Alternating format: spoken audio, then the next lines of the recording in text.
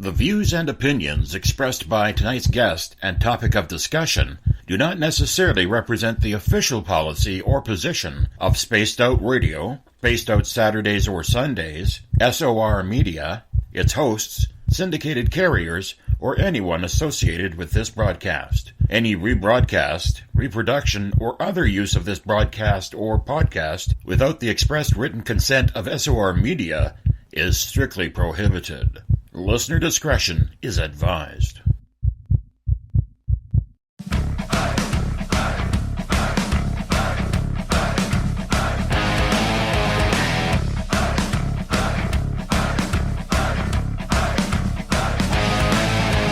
Are you experienced?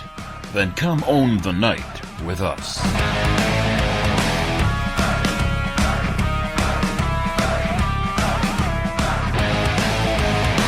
Little brother has taken control, shoveling dirt in every hole.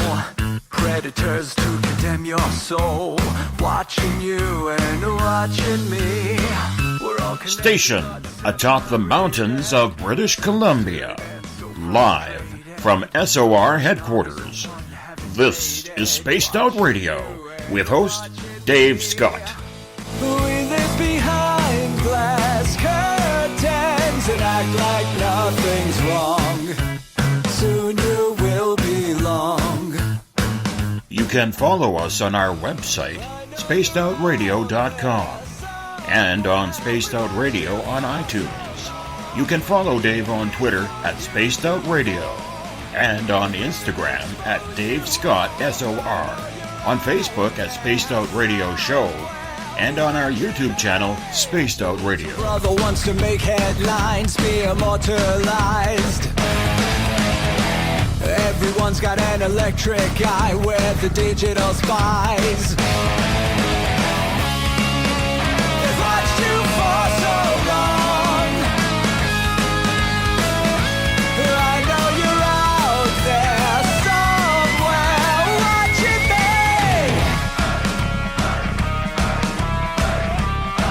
me. Buckle up, space travelers.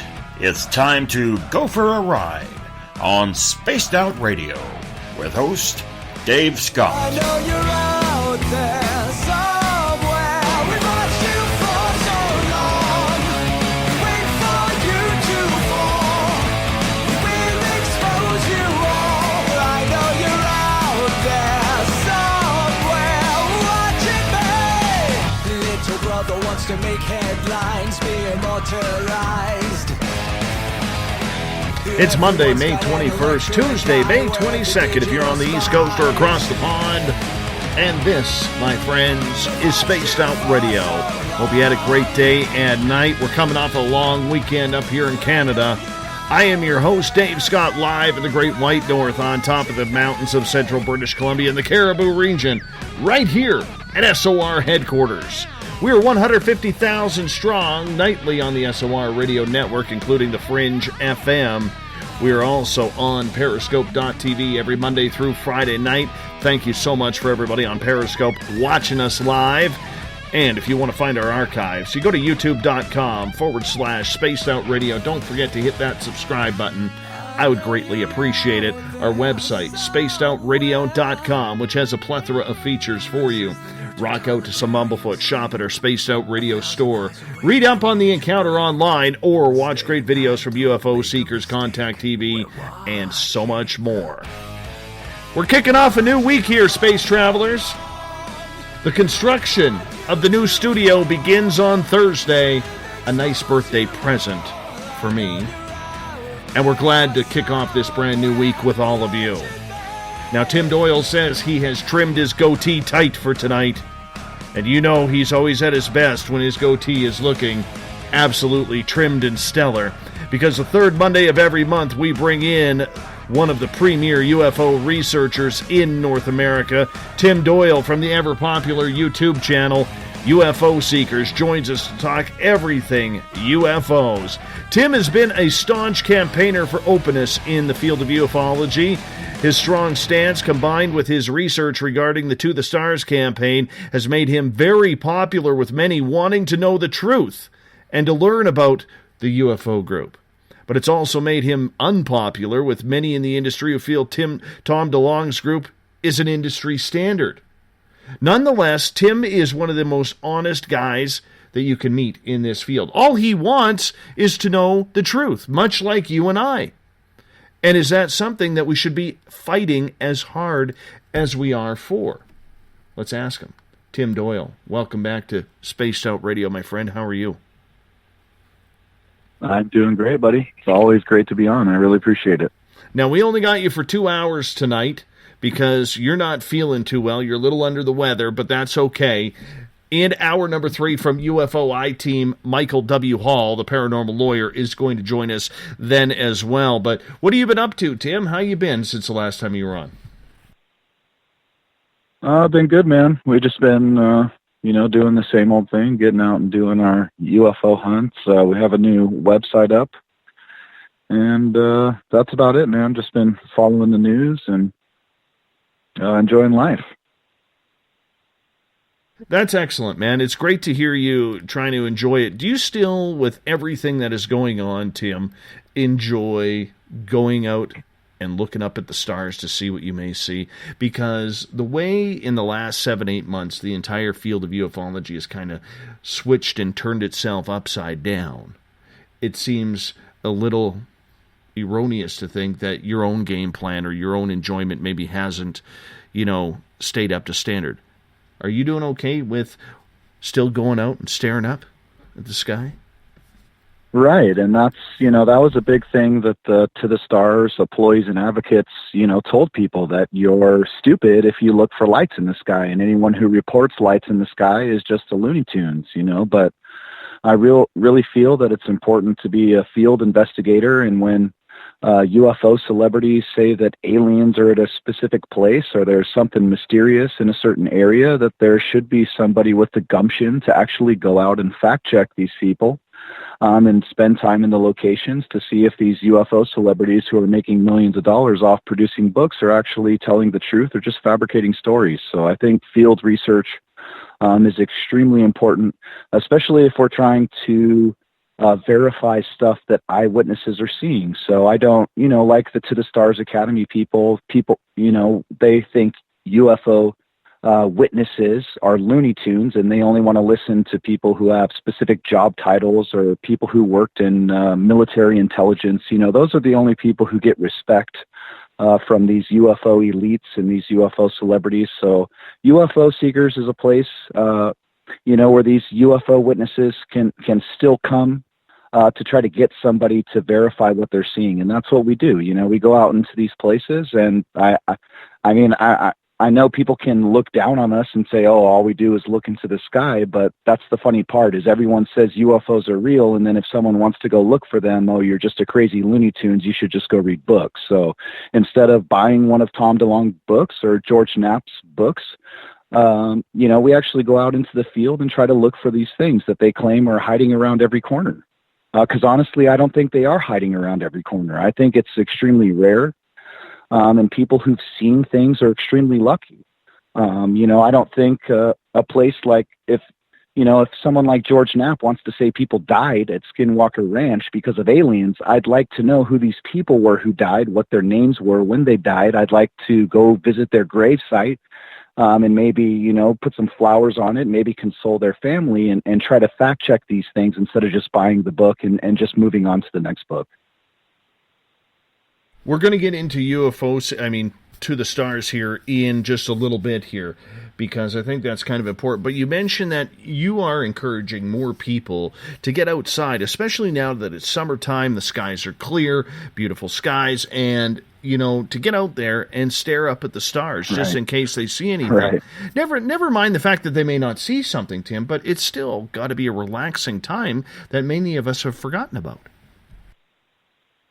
Well, and that's like a big thing that a lot of people talk about is, I feel so bad for people who live in metropolitan cities that, they go outside at night and they look up and all they see is a black sky. They might see the Big Dipper or Orion's Belt or something like that, but they're not seeing the other star clusters that are there, or even the star cluster that's right in the middle of Orion's Belt. It's a really good one, So that's probably one of the main drivers for us, is to like get out of the house, get out into nature, to see these beautiful places, and not just watch them on TV or read about them in books, and experience the mystery and the intrigue of these places yourself.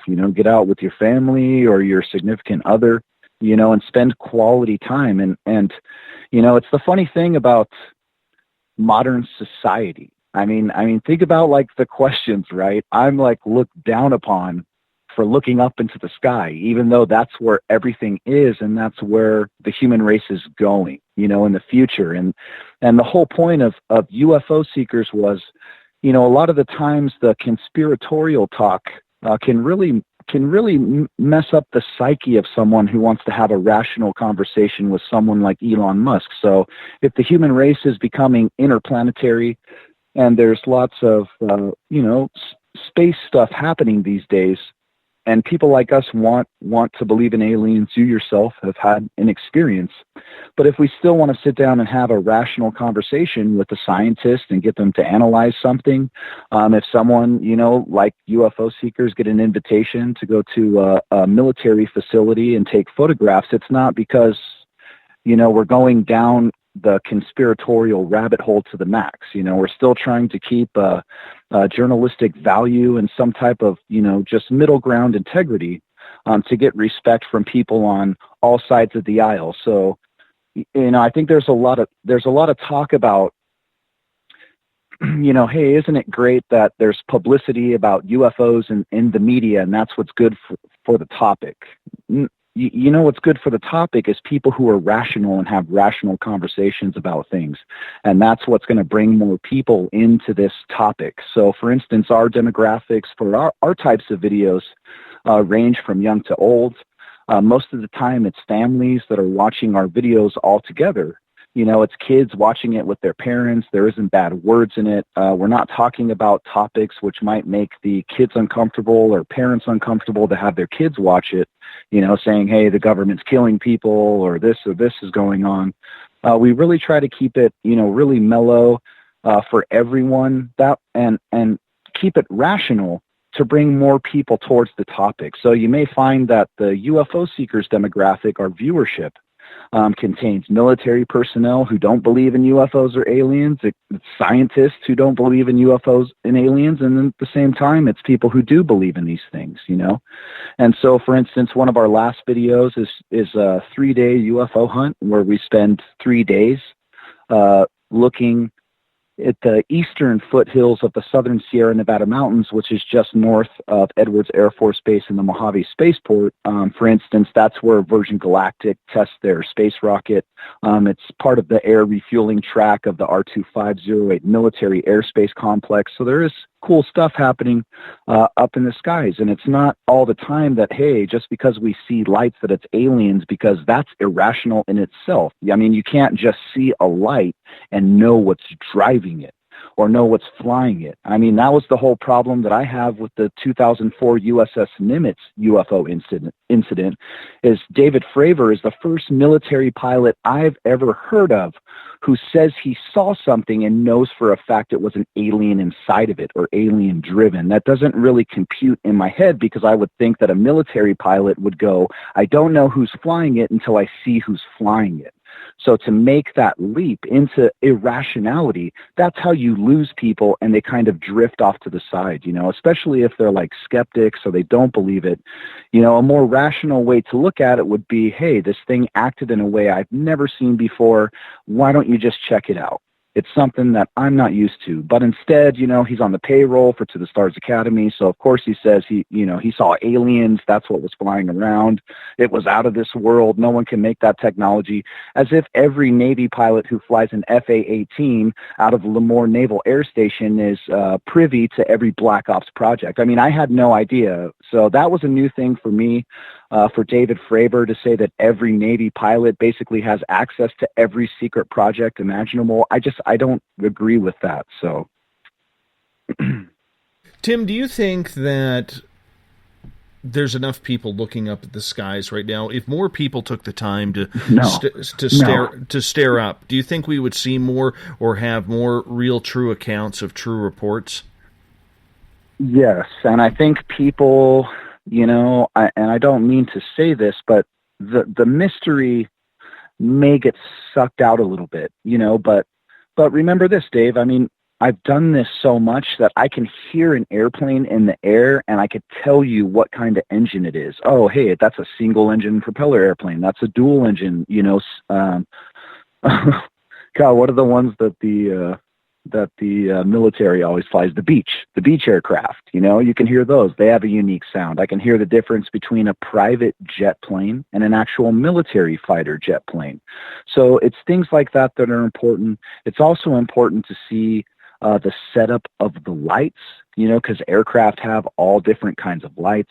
It's important to look at satellites to see a flashing satellite, to see one of the iridium satellites doing an iridium flash, or just a regular satellite, and kind of once you get to understand those things, that would help other people. That would help the whole community, because UFO sightings in general would have like a higher value to it, So if people are interested in checking out what's called the ICBM killer, they can go on YouTube and watch a video from Japan's military testing it and also our military testing it. And what the ICBM killer is more than likely what someone like David Fravor saw over the ocean.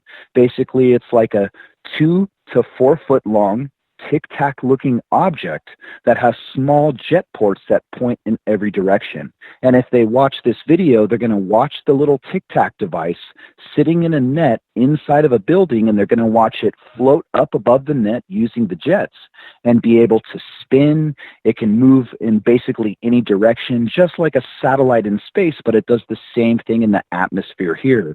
So if we have, John Doe who, doesn't really look up in the sky much, and let's say he's driving to work or he's a truck driver at night, and all of a sudden he sees this ICBM killer being tested, and this little 2 to 4 foot tic-tac object is moving left, right, up, down, spinning sideways, doing cartwheels, then shoots off into the air. Oh my God, it's aliens. When in fact it was a military test of a specific device. And the more time we can spend out in the field looking at these things, the more that we can recognize projects like that and start getting down to the truth of, are we finding alien craft and where can we go to see these things? What about people who are in areas of big cities where a lot of light pollution kind of blocks their view of the stars? What do you suggest they do? Yeah, I mean, they've got to get out of the city, Dave. I mean, that's all it comes down to, and that's what UFO Seekers does. I mean, it's a $20 to $40 expenditure in gas almost every day just to get somewhere away from our little town. I mean, our little town of Bakersfield doesn't have much as far as like a metropolitan city, because we're heavy in agriculture and oil. Of course, we're like the largest exporter of almonds in the United States. So there's lots of open farmland out here, which really reduces the light pollution. But at the same thing, if we're going, one of the greatest things I was taught was by a government employee that Tracy and I met when we first got into this. And the government employee had a full-on rational conversation about, what are UFOs? Where should you go to look for them? And he really pressed on us to think like a scientist would think, or how would they think if they were going to visit here? If you were, just like us, if we were going to send a probe to Mars, we're sending the probe to a specific location for a specific reason. We're going to look for water, so we're sending it to this crater to drill down, look for water, or to look for some type of evidence of organisms that live there, organic material, right? So we're going to send the drone or the object to a specific location. And so people should think about, if there are aliens out there, they're going to do the same thing, and they're going to want to see cool looking things, right? So there's cool mountains on Mars. We'd want to see that. If there's somewhere where there looks like there's ice, but it's like nitrogen or something weird that's frozen. We want to go look at it and check it out. So I really feel like if there was aliens visiting this planet, that they would want to go to places like the Sierra Nevada mountains specifically. I mean, you got the highest mountain peak in the continental United States with Mount Whitney just north of us at over 14,000 feet. So you have, and that also includes Yosemite National Park. Then below that is Kings Canyon National Park, and then below that are the giant sequoias. I mean, the giant sequoias would be a perfect place for someone who was coming to visit who's never been here to go and look at. And so that's what we're trying to do. We're trying to kind of get out of the city, somewhere where we feel like aliens might not want to be seen, and trying to get into those places that we feel like they would want to be. And at the same time, trying to get close to military airspace complexes, because there are theories out there that the military has UFO technology or reverse engineered UFO technology. So if the government's flying military UFOs, we want to be in locations where they're testing that also. So in like one of our videos where we catch like the 10 to 20 foot circular object that looks like a little cloud orb, flying faster than a speeding bullet. It doesn't make any sound when it goes supersonic. That specific craft is being flown up in the Sierra Nevada mountains, right above campers and people who are at the river. And the reason they're doing that is if it crashes, you don't have a problem in the recovery. Like 15 minutes from us is where a stealth fighter crashed in 1986. And it's that same airspace that we're going to this day. It's where operations like that, black projects or military UFOs, we believe are going to be flown. But the main thing is when people need to look up, just take the time, take the night, whether it's an evening for a couple of hours or whether it's for a weekend adventure. Right. Nonetheless, you're doing something good and productive by going outside and getting away from life, isn't it? Yeah, exactly. The calmness. I mean, the greatest thing for me, Dave, it's not even like looking for these mysteries. It's literally getting out of the rat race, out in the middle of the desert or the middle of the mountains, and it's just perfectly quiet. There's no noise, there's no drama, there's no cars, there's no light pollution, there's no drunk people, right? So, I mean, it's just that calmness is what it's all about. But, it's important for people to take that time to keep looking up, because a lot of the times we notice stuff because we notice another funny thing, when we first started, we were into astrophotography. So we went to a telescope shop and we met an astrophotographer and someone who was an astronomer. And I took astronomy in high school, and that's what I thought I would be, is like an astronomer. But the gentleman said something really great. We asked him, how does he notice when something is out of place? And he told us that he didn't know. He could just tell. And it's like over time you kind of get that work experience of looking up, seeing Gemini, seeing Sirius, knowing like where the constellations are and where they are every day. Like I could tell you the first I could tell you like the first 10 objects that are going to come out in the sky where I live. I know exactly where to look, when they're going to come out, which ones come out in which order, where they're going to be. And so if anything is there out of the normal, I'm going to notice. And so that's in our YouTube videos, we have captured like a balloon delivery system. We've also captured what may have been a weather balloon. And it's typically you'd see those things at it's sunset. So like the sun starts to go down, you still have the sun rays, which are up in the atmosphere. And if there's some type of balloon or object up in the sky, it's going to reflect light at those specific times. Because once the sun goes down a little bit too far over the horizon, that's when you lose that light in the upper atmosphere at like 40 to 80,000 feet. So if you're outside, and it's happened to me where I'm looking up and Jupiter is like one of the first objects that comes into the sky at night. And whoa, over here, 20, 30 degrees over, this way, I see something that's not normal. and that just comes from the experience of being able to know what's supposed to be there. And so that's when we put cameras on it and notice, wow, it's moving like twice as fast as a star. And that's literally like the only reason we've been able to catch anything ever, is just by building up that experience of just looking up and looking up. I mean, I think it's one of, the human race is so funny. Back in the past, humans trumped animals when we started to learn how to make fire. That was like the big thing, right? Like humans made fire, and that probably changed everything.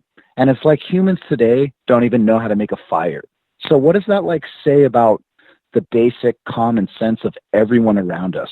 And when we're looking at ancient Mayan calendars and the way the ancients had memorized the stars up above, with all the technology we have today, it's like each individual one of us is nowhere near where they were back then. I mean, even with like spirituality and the way they would approach those things, their willingness to believe in like the paranormal or ghosts, it was so much greater back then. And it seems like nowadays everybody's just kind of looking straight ahead. They got their, heads down in their devices, and that's okay. But it's about taking the time to slow down, look up in the sky, and to give yourself the feeling that there's that expanse out there of the unknown, and it'll give you those feelings about wanting to know, how were we created? Where did we come from? It's almost like a,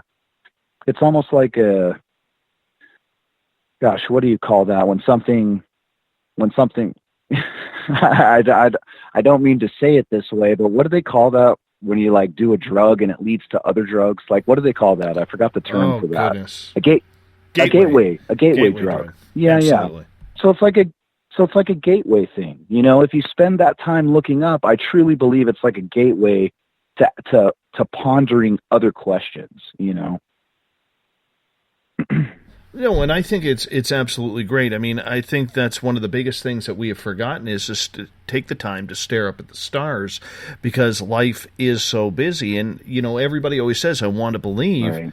Well, you know what? You're allowed to drive away 10 minutes to get into the black. Or if you're in a major city, maybe an hour, to get into the darkness. Right. And everybody says, right, Dave? And everybody says, I mean, I even still experience it with like my own family, who like ridicule something like this.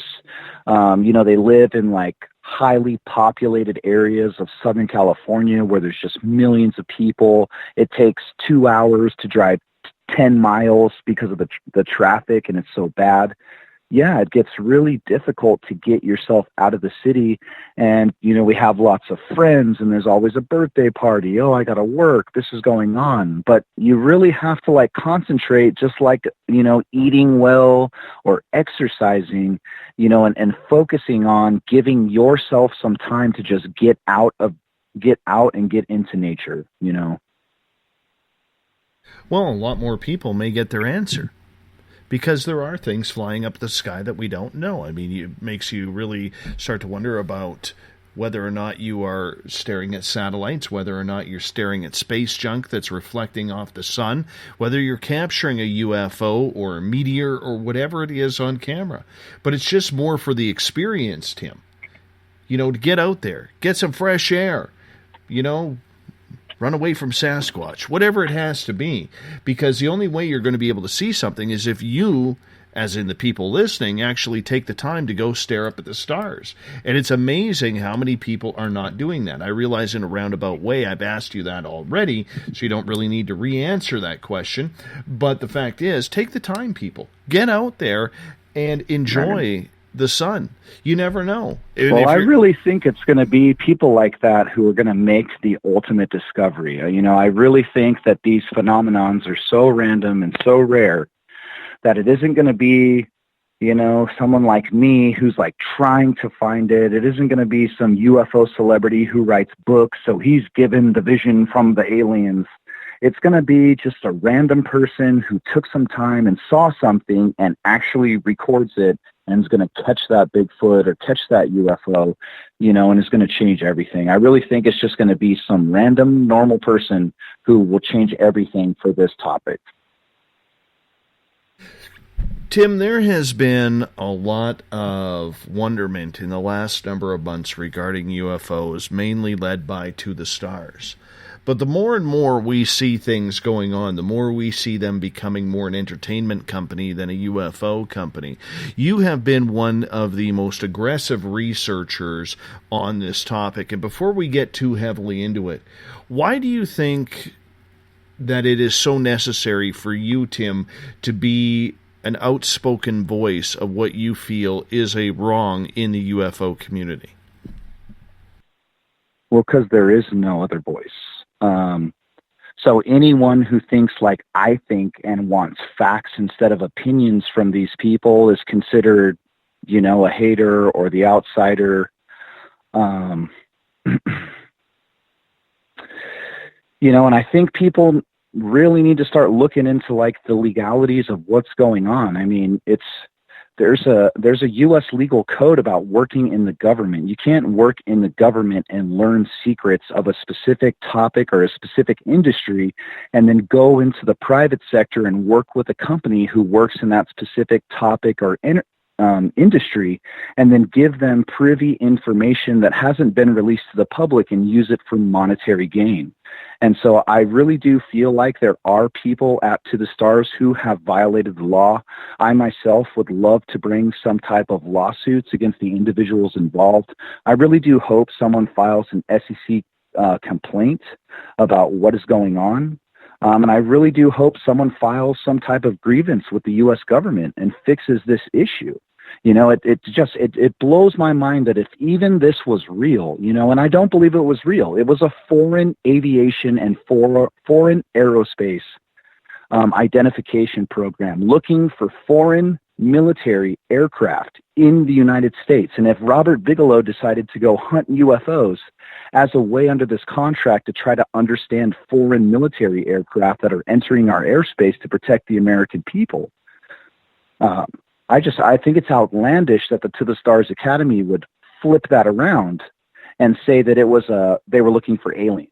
And that's what's implied. I mean, we all know no one in their right mind can look back and say that they didn't promise everyone alien disclosure. That's what this was all about. It wasn't about Robert Bigelow hiring some UFO investigators to find foreign aircraft.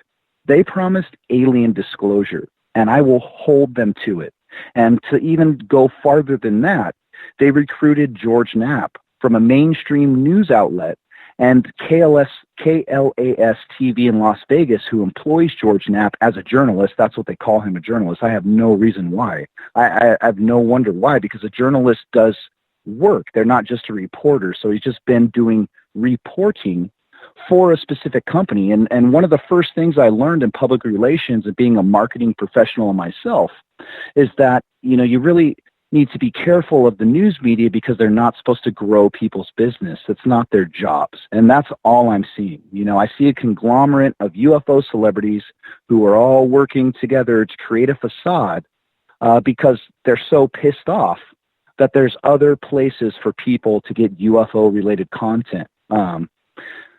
I really feel like that these individuals, Stephen Bassett, who appeared on Spaced Out Radio himself, considers himself a political operative, and that's what he says. He says the individuals working at To the Stars are political operatives, and also says that they're working with 40 government insiders inside the deep state. So I find it very interesting that no one calls them out for pushing politics because, of course, they're all into voting for the Democrat Party. So you've got to vote for these specific people or they're never going to tell us about aliens. Stephen Bassett even jacked Donald Trump and said, oh, it's all in Trump's hands now. He's the one who's going to turn off disclosure. He's not turning off anything. There's just a leaker named Luis Elizondo who leaked information about a U.S. military foreign aviation identification program. So our military is trying to find foreign aircraft that may be infiltrating our airspace, which could kill American citizens. And they're out there leaking it and then telling people they were searching for aliens.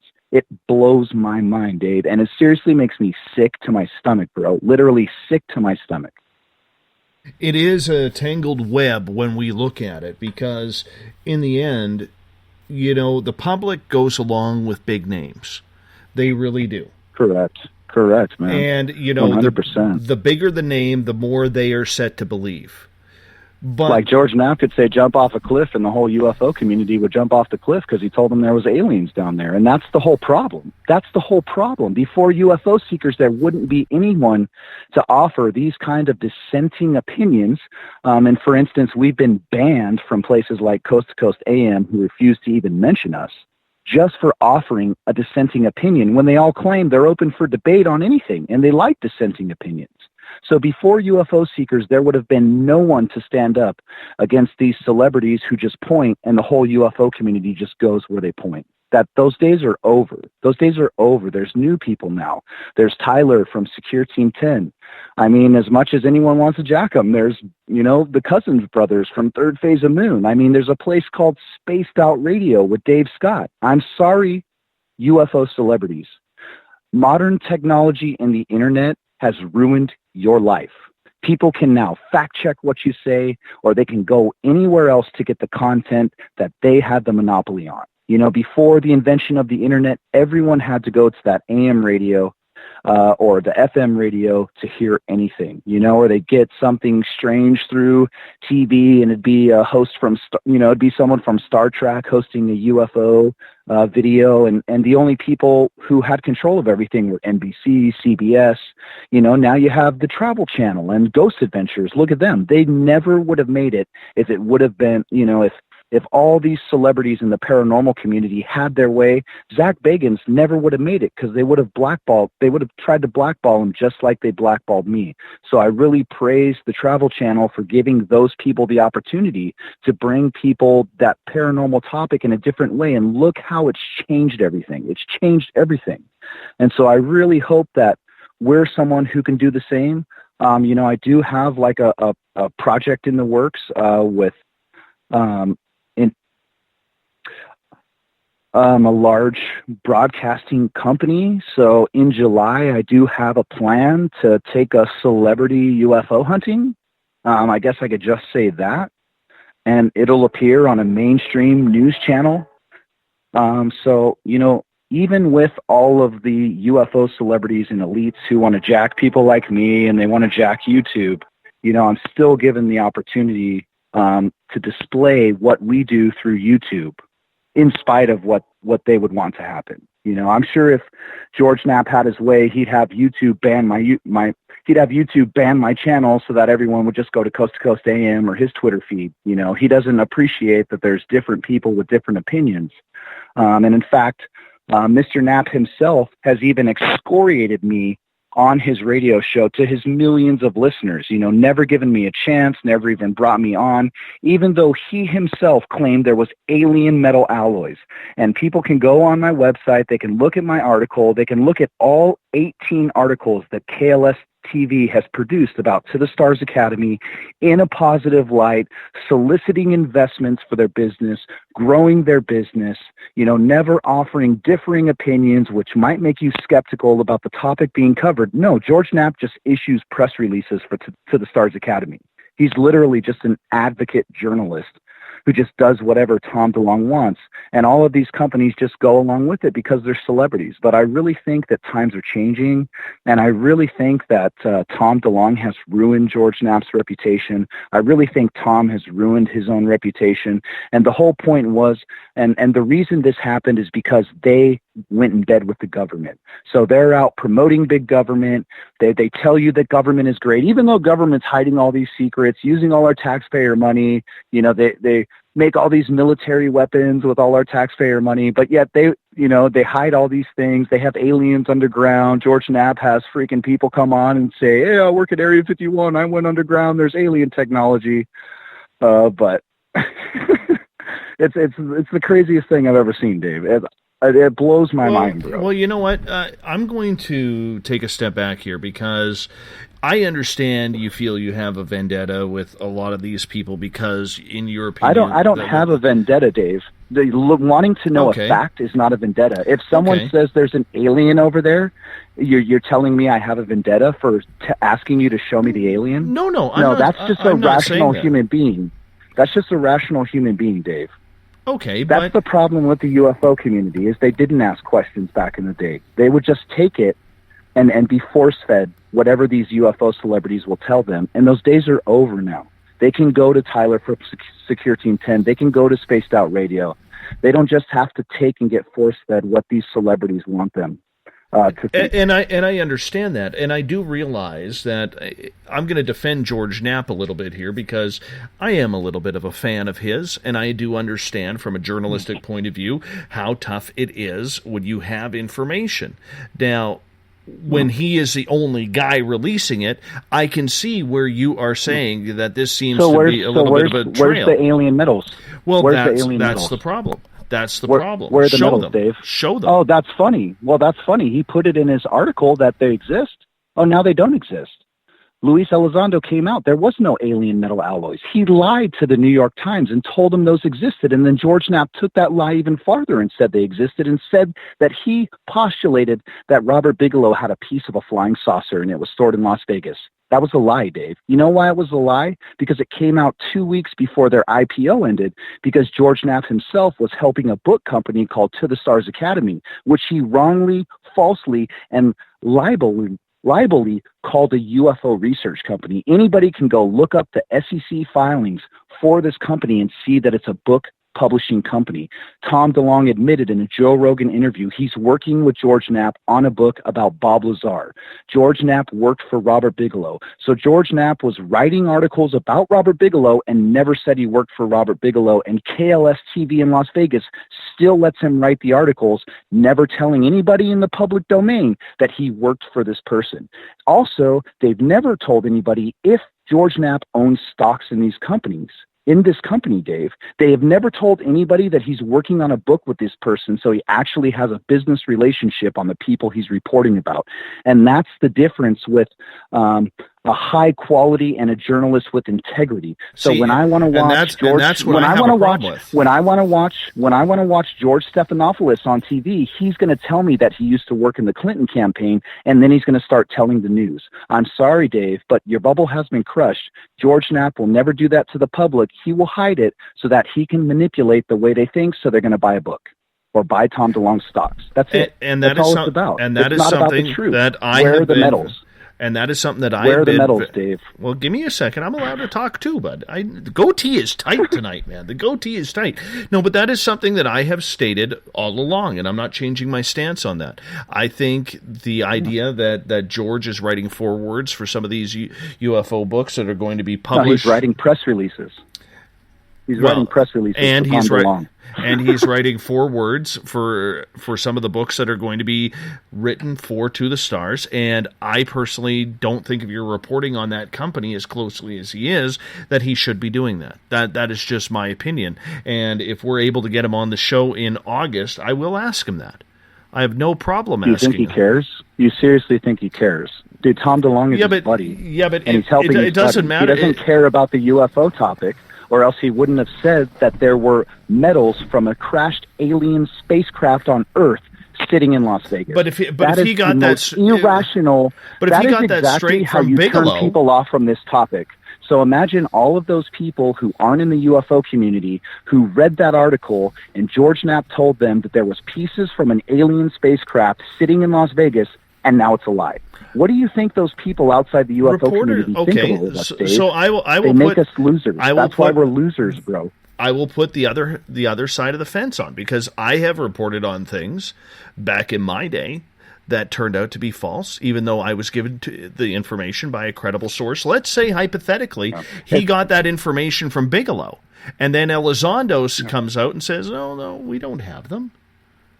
Right? That's fine. If he doesn't want to fact check, that's okay. The difference is like at least the New York Times had the guts and the integrity to update their article and say that the initial video wasn't provided from the Department of Defense because Elizondo lied about that.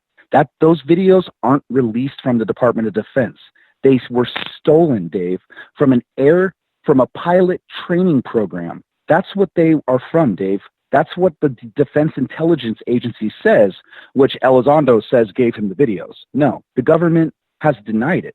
And why don't the videos have the markings from the government? Oh, you don't see, oh, this video was released by this such and such department for public view. Why don't you see that in the videos? Oh, that's right, because they were already available on the internet, 2 out of 3 of them. So I think there's a lot of problems in these stories and holes, and I could care less if people think I'm a hater because I want to do journalism. That's what happens. If you aren't getting people hating you, then you're not even doing anything. You're just towing the line for everybody else. And UFO Seekers refuses to toe the line for celebrities who want to sell books. No, and I understand that, and I appreciate that, but I am going to challenge you on something here, my friend. Okay? You mentioned what are those twin brothers in Hawaii? And then you mentioned Secure Team 10. Cousins brothers. Okay. Both have been very, very loosely posting a lot of videos, CGI, and whatever else, claiming that it is real footage. How are we supposed to trust them and not people like George Knapp?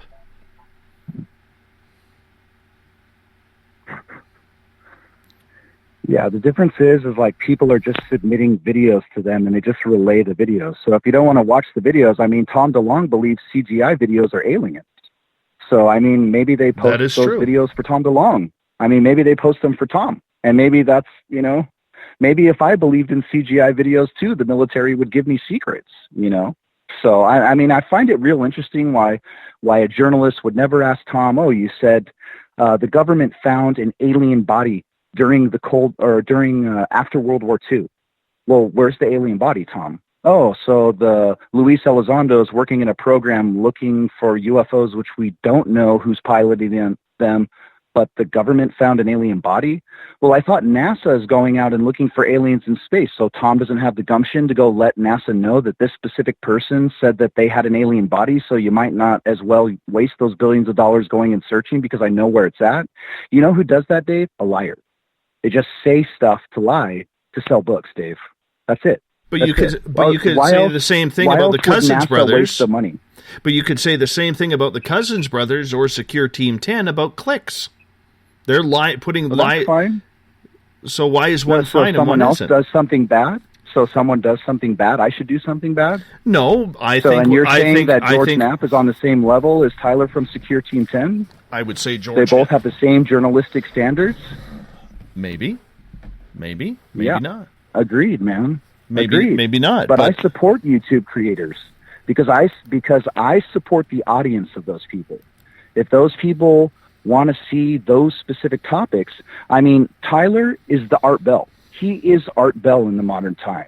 He delivers conspiracies, mysteries that drive the entire world, the entire talking points for this industry. He's like the Rush Limbaugh of the UFO community, but yet can't get embraced by any of these elites who've had all the control for so long, and that's okay. And not to mention, too, I'll stick with my fellow YouTube creators. I don't care what people have to say about us who are making these videos. I don't support any video that any of those people release. I never have. You cannot find one article, one interview, one place where I said this video came from Tyler or came from Third Phase of Moon and it's real. I never will because I don't support third-party footage. If I want to go out and film something myself, then I will support it. And that's the difference. Yeah, I don't remember Tim, Tyler saying right, that he found alien metal alloys. Tim, you're doing it right, though. You're doing it right, though. That's why I have you on this show, is you are doing it right. You're going out, you're getting your own footage. You've set a very high standard for what you are doing with UFO Seekers. And that's why our audience loves having you here. We love having you on here, and you've become a very important part of our UFO conversation. Well, bro, that's the problem with MUFON, bro. They take anything and put it out to be real. They don't even go and scientifically investigate it. They promoted the alien metal alloy story without anybody ever giving them the metals, ever. And they call themselves a scientific organization. It's freaking outrageous, Dave. And it seriously, it blows my mind, bro. And I never thought before I got into this UFO thing, because remember, man, I'm just a guy off the street. I'm not someone who grew up and I'm like, yeah, man, I'm going to be a UFO hunter when I grow up. Like, dude, it all happened by accident. Me and Tracy just happened to like looking at the stars, and I just happened to know how to use a video camera and a drone and like edit some videos. And we spend our time out in the desert looking at the sky, and it just naturally happened and evolved into what it is. And the farther and deeper I got into it and started looking for these people at the top to have integrity and to lead me to the truth, I started finding that people are kind of, they have a little leeway, and they embrace people who kind of help them. It's like, why doesn't MUFON issue statements about this stuff? Why don't they say, you know what, we won't believe the alien metal alloy story until we see alien metal alloys? You know why? Because they have events with these people. They have events with George Knapp. They have events with George Norrie. They have events with Luis Elizondo. They have events with Tom DeLonge. Alejandro Rojas just purchased the UFO Congress, and he's also the editor for Open Minds TV, so he promotes it too, and he's friends with these people, so he'll push the alien metal alloy story. He'll make this guy UFO Researcher of the Year. And those of us who are out really looking for the truth on the ground are just shaking our heads, going, what the hell happened? What the hell happened to the UFO community? I think that is the real point. What the hell happened to the UFO community? Because in reality, that goes back to question number one that I asked you all about this, which is, what the hell happened? Why is this community so distrusting? And the problem is, when you host an event, okay, whether or not you believe the people is irrelevant. It is what is going to bring people through the gates in order to pay the bills and maybe make a little bit of side money off the project to get them in there. And unfortunately, a Dave Scott or a Tim Doyle or a number of other people, even a Michael W. Hall, who is coming on in hour number 3, all right, aren't that draw. Yet George Knapp is, Tom DeLonge is, even though he gets presented awards and doesn't show up to be presented with them. Yeah, Dave, do you think I would not show up to the UFO Congress if they gave me an award? Let that be a lesson to them. He didn't even respect those people enough to even show his face. And add Luis Elizondo to that. He was so pathetic. He wouldn't even go and show up and look those people in their eyes and answer their questions. The only thing he could do is read a prepared statement at the beginning of his testimony on the UFO Congress this year. He's reading from a freaking cell phone. It's a freaking joke, Dave. If you have the metal alloys, bring the freaking alloys to the thing, or else stop telling my family that these things are real, because I'm sick of it. I'm not going to take these lies from these people. And the difference is, Dave, is people like Third Phase of Moon and Secure Team 10, they're not getting with government leakers, people who are working for my money. So remember, my money paid for Luis Elizondo to be in that program. And what did he do? He was meeting with Tom DeLonge while still employed with the government and giving away secrets and undoubtedly classified information to Tom DeLonge and all these other people involved. It's outrageous, Dave, and that's a whole nother level. If you want to pull taxpayer money into this, that's a whole nother level, Dave. And in fact, it can be criminal. And now add on top of that, you're a publicly traded company. Whoa. Now we're going even into more regulations. So I think a lot of these people need to be careful. They're so desperate to give these people alien disclosure, they seriously have forgotten about integrity and just following the truth. So I think the difference with, someone with a Tyler, send a message to Tyler, Dave, from Secure Team 10. Tell him you have alien metal alloys. You know what the difference is with him? He'll run the video and say, man, I really don't know if Dave has these alien metal alloys, but check out the video. You know what the difference with George Knapp was? Oh, he said he had a source that told him there was alien metal alloys. Well, who's the freaking source? Who named this person? Who told you there was this? And that's the difference. We don't see retractions. We don't see corrections. You know that you can't name a source. You have sources that you would never name. You know that. You really? Can't use. You can't use that argument. So you seriously think if some Joe Schmo came to me and said, I have a piece of a spacecraft from another Earth, from another planet that crashed on this Earth, and I have pieces of this alien spacecraft in my house, but I'm not going to show them to you. Hey, will you go tell everybody I'm telling the truth? Yeah, right, Dave. That's the difference between me and them. You have people, though, on military bases working, telling you personal information or private information, and you're not going to out those sources. Sometimes you got to protect the source. That's journalism 101. About truthful things? Or do you just protect the source because you want to tell a lie for them? Oh, really? So George Knapp really thought there was pieces from an alien spacecraft that were hidden in a warehouse in Las Vegas? Could very well be. Maybe that was the information he was getting. Maybe he's the pawn, too. And imagine, that guy is a hired journalist. Imagine that. I understand that. That's incredible. That's incredible. I never thought that there was journalists like that. I seriously growing up used to thought that journalists would fact check. And if they didn't have the facts, they would say, we don't necessarily believe this story. We don't believe there's any validity to this, but this source shared a story, so we're relaying it to you. And that's what most journalists do. They don't tell it to you as fact. That's what has happened to these people. Where are the alien metal alloys, Dave? Where are they at, bro? Go back and read his articles.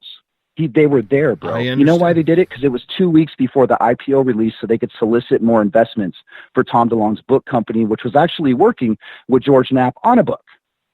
See? So he even has personal investment in this book company doing well. And I promise you, there's more going on behind the scenes.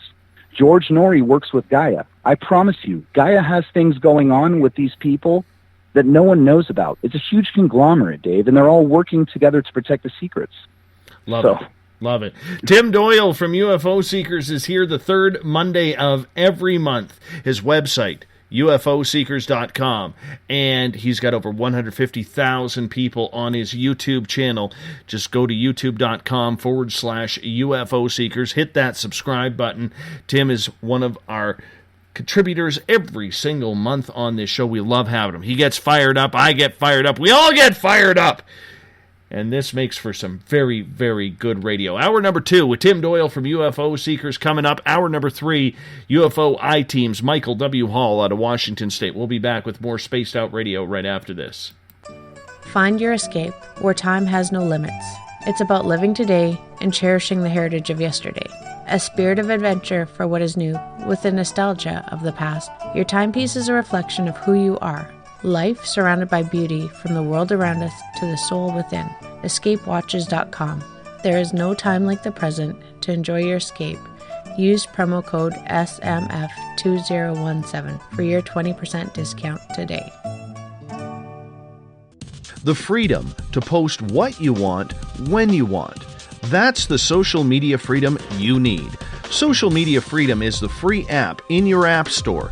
No need to worry about going to jail or being shadow banned any longer.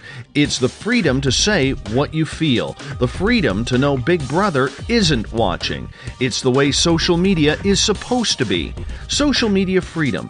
It's time to set yourself free. Download from your app store today. Coming September 28th to the 30th, it's our first annual Caribou Paracon, put on by Spaced Out Radio and the Canadian Society of Questers. 3 days of paranormal, supernatural, and spiritual knowledge in the beautiful 108 Mile Ranch, British Columbia. Tickets are $150 Canadian for the event, being held at the Spruce Hills Resort and Spa.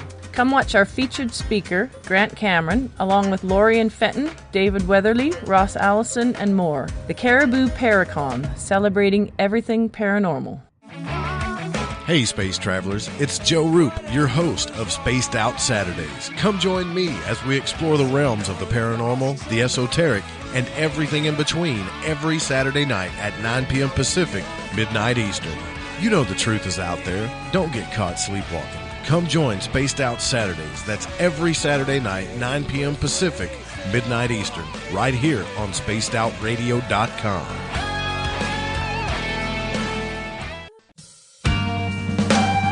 Hi there, this is Tessa Nicole Thomas, and I'm going to take you for a ride every Sunday night on Spaced Out Sundays. I'm going to set up your week with some strange tales from across North America, from psychic readings, Sasquatch, UFOs, to the most haunted locations.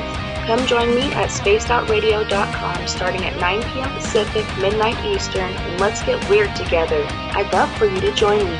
Spaced Out Sundays at spacedoutradio.com. 365 days a year, we're in the field, investigating UFO sightings, talking to alien abductees, and visiting secret military locations like Area 51.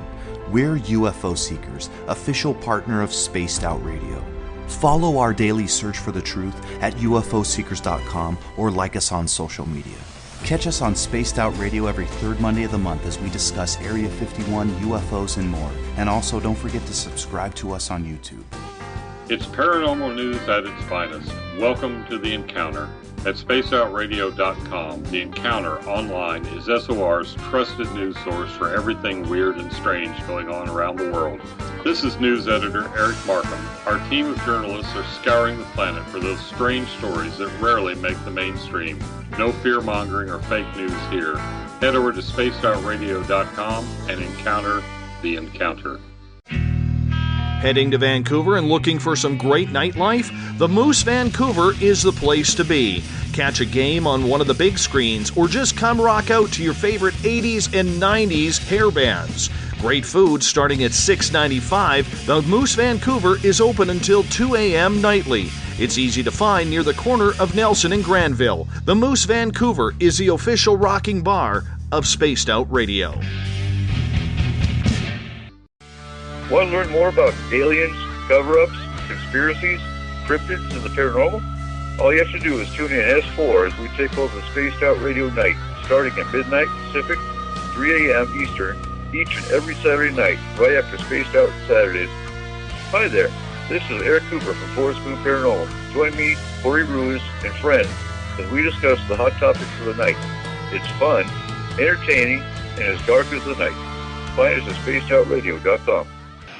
Are you interested in advertising on Spaced Out Radio? Head to our website at spacedoutradio.com and click on our advertising tab. There, you will find an assortment of ways you can get your product out there with us, from radio commercials to banners and social media. Have a product you like our hosts to endorse? We can do that too. Visit spacedoutradio.com for more details. Do you want to know what's really going on in your world? Do you have questions about who you can trust in the mainstream media? Then look no further than the Rebel Planet. Come get the straight answers right here at spacedoutradio.com. Join me, Jamie Sexton, creator of Rebel Planet News, as I fill you in on the stories behind the stories.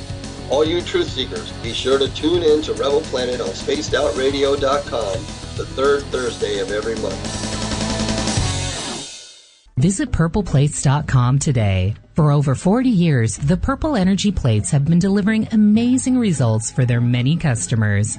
Inspired by the great genius Nikola Tesla, the harmony, healing, and energetic effects of the plates have proven over and over to be beneficial and often miraculous to thousands of customers. Check their site for daily specials and choose from their many energy products. You won't be sorry. Visit them today at purpleplates.com. So, you love talk radio? Then you'll love TalkStreamLive.com. TalkStream Live is always on, 24/7, with the best streaming talk shows. Find your favorite talkers and discover some new ones. It's free, readily available online or on mobile with any smartphone or tablet. Finding your favorite talk shows all in one place has gotten a whole lot easier. Just go to TalkStreamLive.com. Be sure to download the free apps from Google Play or the iTunes App Store. The views and opinions expressed by tonight's guest and topic of discussion do not necessarily represent the official policy or position of Spaced Out Radio, Spaced Out Weekend, Spaced Out Radio Limited, its hosts, syndicated carriers, or anyone associated with this broadcast. Would you like to connect with us? Head to spacedoutradio.com for all your latest show info. And hit us up on Twitter using the hashtag Spaced Out Radio. Now, back to Dave Scott and SOR. Welcome back to the second hour of Spaced Out Radio tonight. I am your host, Dave Scott. Good to have you with us.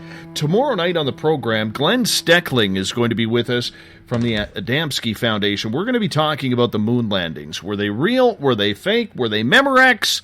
What were they? I tend to lean to the side that they were real. We get going at 9 p.m. Pacific, midnight Eastern Time at spacedoutradio.com. We want to welcome in everyone listening in on the SOR Radio Network, including the Fringe.fm, and you can watch us live on Periscope.tv every Monday through Friday night, and of course, our website, spacedoutradio.com, where we have a plethora of features for you. Rock out to some Bumblefoot, shop at our Spaced Out Radio store, read up on the encounter online, or watch great videos from UFO Seekers, Contact TV, and so much more. Don't forget our YouTube channel, youtube.com/Spaced Out Radio, for you to check it on out. Now, we don't have a password for tonight because in Canada, it's the end of the long weekend. So Bill Cardwell, we gave him the night off tonight. But that's okay. Bill will be back, hopefully, with a new password tomorrow night. So the Twitter crowd, no Cardwell tonight. That's okay. No Cardwell tonight. Tonight we are talking with Tim Doyle from UFO Seekers. UFOseekers.com is his website. Also, if you want to check out his YouTube channel, I highly suggest you do. Tim does fantastic work. Calls it right down the line when it comes to UFOs, what they are, what they could be, what could be military. youtube.com/UFO Seekers. If you want to check it out, hit the subscribe button while you're there. Tim is with us for one more hour tonight before we kick it off with Michael W. Hall in hour number 3 from UFO I-Team in Washington State. Tim, welcome back. Hey, buddy. Hope everybody is ready for their blood pressure to rise again. Well, we're going to take it easy right off the bat here, because over in the Spreaker channel, Destry has a question from quite a while ago. And he is asking, is everyone else just stupid, tired of hearing and having their heart broken by this UFO disclosure topic? Gosh, who is that person? I would love to freaking hang out with that person, because I'm saying the same thing. I mean, right? They promised us disclosure last year, alien disclosure, quote, alien disclosure, unquote, right? Where is it? Even if this is a Pentagon weapons contract, right? The Advanced Aerospace Weapon Application Systems Program is what this disclosure is. It was a weapons program. Even if that used some of the money to go to Robert Bigelow, and Robert Bigelow himself deciding to analyze possible foreign military weapons or the effects of our own equipment, aircraft, weaponry on individuals who think they're seeing a UFO or are seeing something that would be considered a UFO, because the government looks at it this way. If something is in the airspace, they want to know what it is. They want to see the effects. Even if that's not alien disclosure, it doesn't even prove aliens are here. So what the heck was this all about? I mean, I am 100% with that person, because that's the problem with the community, is promises broken. I mean, the whole point in business, and that's what I help people do. You know, my whole life, I'm a marketing and advertising person. I help people take their ideas. I help people take their businesses, and we find solutions in impossible scenarios so that they can be successful. And the number one golden rule is to under promise and over deliver. And it's exactly the opposite with so many of these celebrities who just want to write books. They overpromise, and they don't deliver anything. So I really think that people, you know, like your listener, is right on the money and is looking at it rationally. I mean, thank God. I mean, I'm the only one telling your listeners those alien metals aren't real. Here we are. They weren't real. Now they claim there's some meta materials where the isotopes don't match anything that would be found on Earth. Well, does that mean it was from a comet or an asteroid? No one asked that question, right? No, they just let them insinuate these materials are from an alien spacecraft that crashed on Earth. They just let them insinuate it, and they break the hopes of people who would be interested in this topic or look at the sky. So I'm 100% on board with your listener. love to hang out. There was an article recently, and we'll go back to KLAS TV in Las Vegas, that basically said that Robert Bigelow recently hired 50 ex-military and scientists, police officers, to start researching UFOs and the UFO topic more. Do you think then this is a cover-up?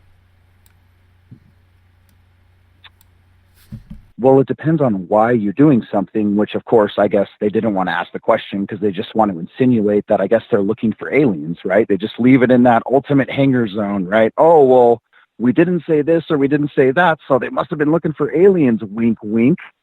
Notice how they don't say they were looking for aliens. Gee, maybe that's because they were working on a weapons application program and they were testing the effects of U.S. military weapons on unknowing American citizens. Maybe they were testing the effects of weaponry used by foreign aircraft that entered our airspace, just like the individuals who were in Cuba, I believe, and had the sonic weapon hit their head and jumble their brain. Maybe they're doing the same thing. See that? And that is the problem there. You don't have journalists covering this topic who are interested in finding out the truth and nailing down why were they doing something, what were they looking for. Oh, and by the way, they were only on staff for 2010 because a security guard, I guess, who worked for them says that most of those people were laid off in 2010. They also don't mention that they were doing a lot of the laboratory work at Skinwalker Ranch. Oh, hey, and they also don't mention that the guy who wrote that actually worked for the person he's writing about. Nah, that's kind of irrelevant. So I think there's just a lot of things that turn people off. And isn't it just so funny? You have a defense contractor, right? A U.S. military defense contractor working with government money, yet you go to the website and it didn't even have government regulation. So it doesn't say like BASS is subject to like equal opportunity. You know, it hires people at these or these, you know, there's like lots of regulations. And I know, like I've had family who have worked under government contracts and there's certain things and notices that we put on there, especially if you were receiving government money. So look, you have a defense contractor who's working on a weapons program, right? And weapons kill people. Right? Weapons aren't like cool and they're like Nerf guns. No, weapons like are used to kill people. So we have this defense contractor working on a program for weapons that kill people, and he's investigating UFO sightings. So I don't know how the stretch gets made that he was hunting for aliens or searching for aliens. And as far as I know, they were just analyzing the effects of people who have reported seeing things. So they weren't looking for UFOs. They weren't interested in the UFO at all. They weren't interested in who was flying it or what was going on. Gee, that's curious. Gee, that sounds like, say, to me, they weren't looking for UFOs. Gee, and why would I think that? Oh, because they weren't looking for UFOs. Gee, maybe they were working on a weapons program. Oh, they were working on a weapons program. So I mean, and not to mention too, right? We have these people, these UFO celebrities and elites who are telling us, like Stephen Bassett himself, I mean, golden classic, says that the government names the programs falsely on purpose so that you don't know what they're doing. And he's okay with that. He is seriously okay with that. Oh my God. I mean, this is like the rabbit hole and the pigeonholing that these people have walked themselves into. So now we have the UFO celebrities telling everybody that our government totally spends our money on things they don't tell us about. And they're supposed to, bro. I mean, it's taxpayer money from our families that live around here. So, I mean, there is so many things negative about it that drive me crazy, not to mention how they all support politicians and they try to get people to vote for certain people. It's outrageous. I mean, no one should be call themselves a political operative and have them be believable in this community. I mean, on your program with Joe Roop, who, by the way, is an amazing host. I mean, I'm so glad that Joe Roop could be a part of Spaced Out Radio. I mean, fantastic. He's amazing. He is. I mean, his voice. I mean, and he's smart. I mean, that guy is smart as. I mean, he nails it all the time and asks the great questions. And the great thing about Joe, you know, he's not googly-eyed by celebrities. Where even when he's talking to somebody like that, he still gives respect to people like me. When those people don't, you know, because I'm just, you know, some Looney Tunes guy who goes out and stares at the stars, even though these people tell me that UFOs exist and I'm out there to look for UFOs. So I go out and look in the sky where people say UFOs are, but I guess that makes me crazy. So it was very interesting to hear Mr. Bassett go into how our president is going to get impeached, and he has all these plans, and he's been working with Hillary Clinton and the secretary, who was the Secretary of State, running for a presidential campaign, and he started in 2014, and then he ended up writing articles. He claimed up to 400 that he got published for a specific presidential candidate representing a specific political party. I mean, that has ramifications, Dave. These people are writing tax legislation, they're writing business regulations, they're executing foreign policy. So there's a lot more things that might be a little more important than just telling us that aliens are real.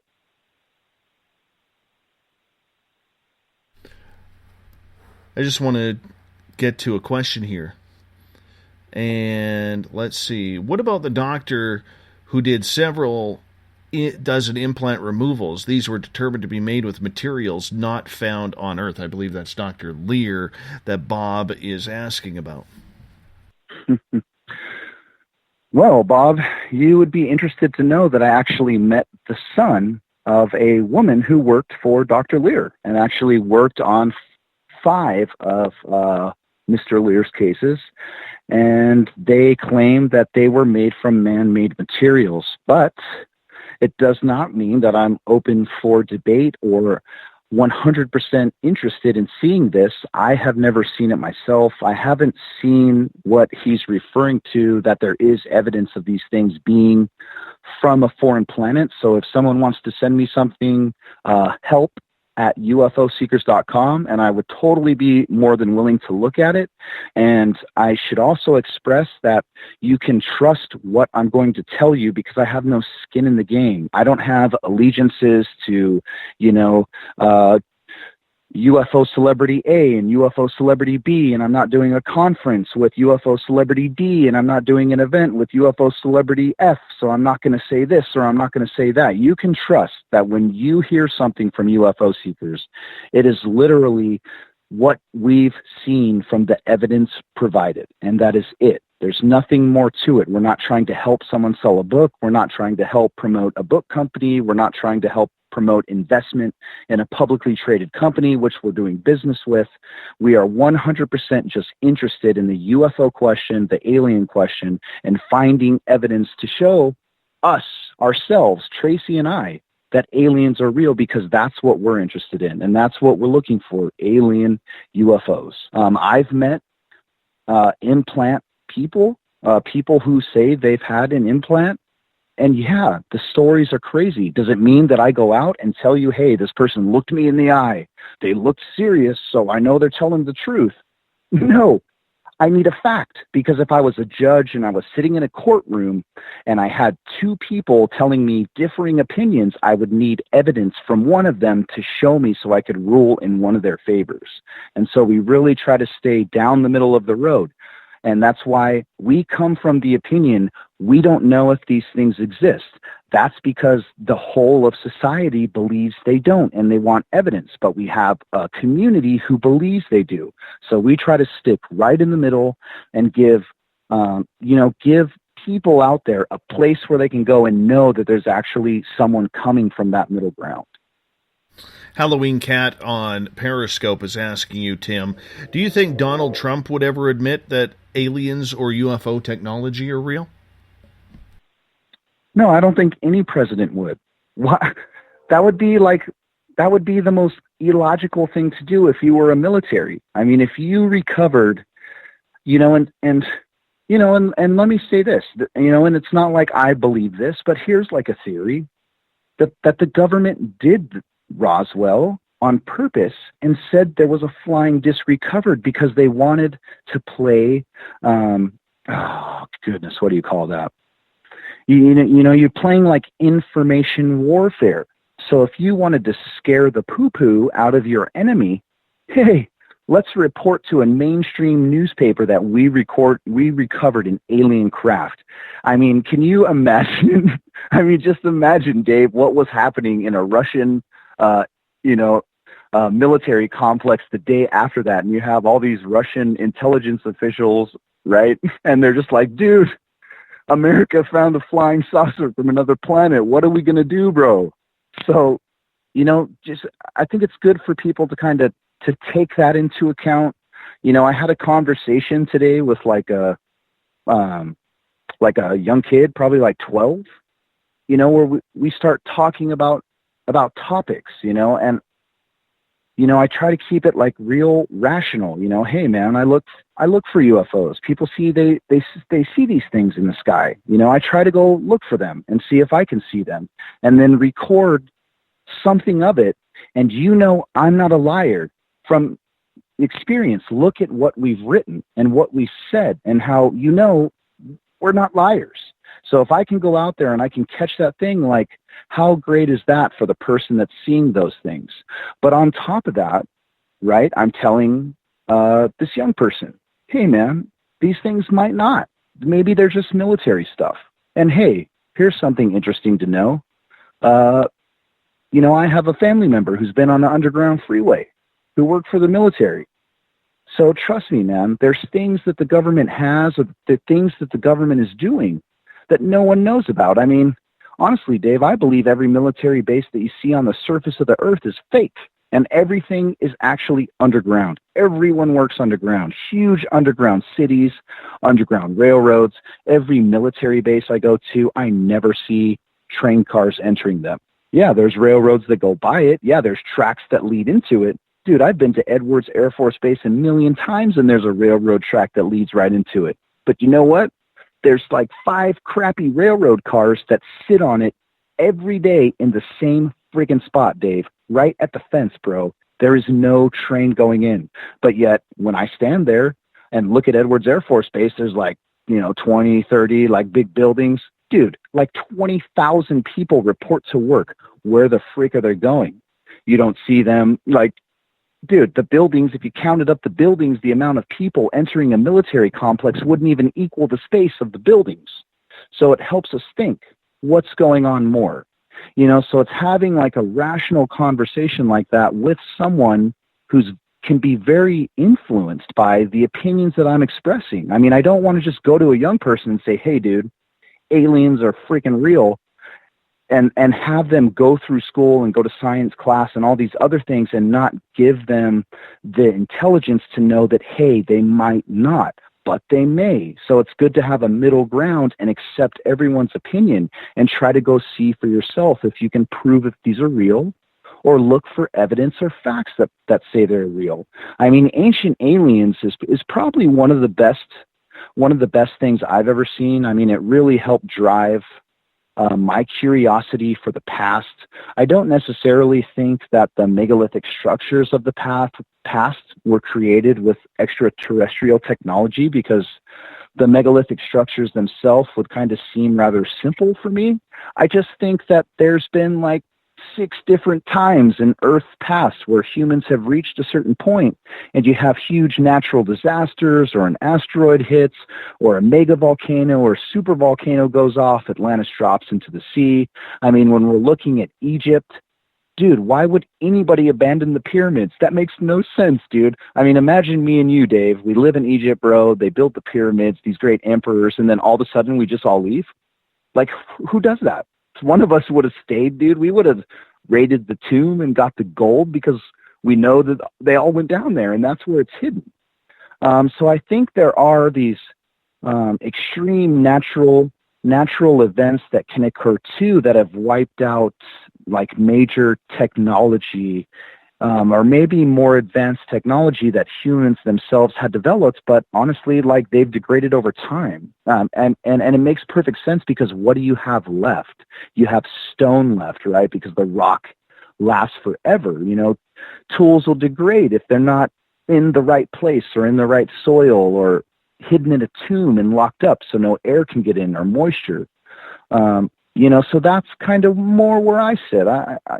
Me and Eric Von Daniken might have a little different view, but dang, man, that guy is freaking smart, and they make a good point. And I'm almost like convinced, bro, when I'm looking at some of those drill holes, the round drill holes and the megalithic structures.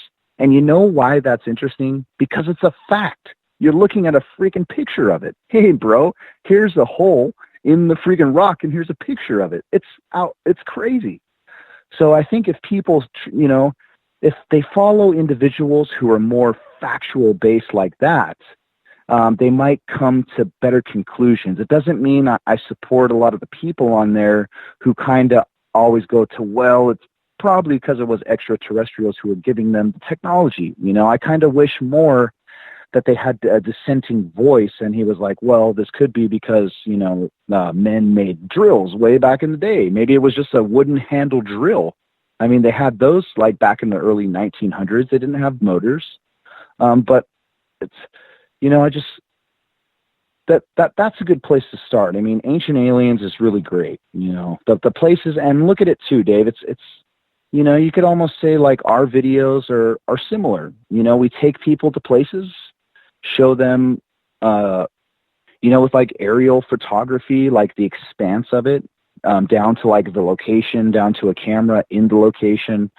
And not to mention seeing like the journey there. So it's just like, if you wanted to go, you can take the journey with us. There's good music so that you don't get bored with it. I mean, that's just a must, man. I mean, even you have an intro song, bro, from Bumblefoot, right? Because it's interesting and it sounds good, man. You're not going to play like some symphony orchestra and say, hey, let's talk, aliens and the paranormal. So you do have that aspect of trying to keep people interested and in tune with it.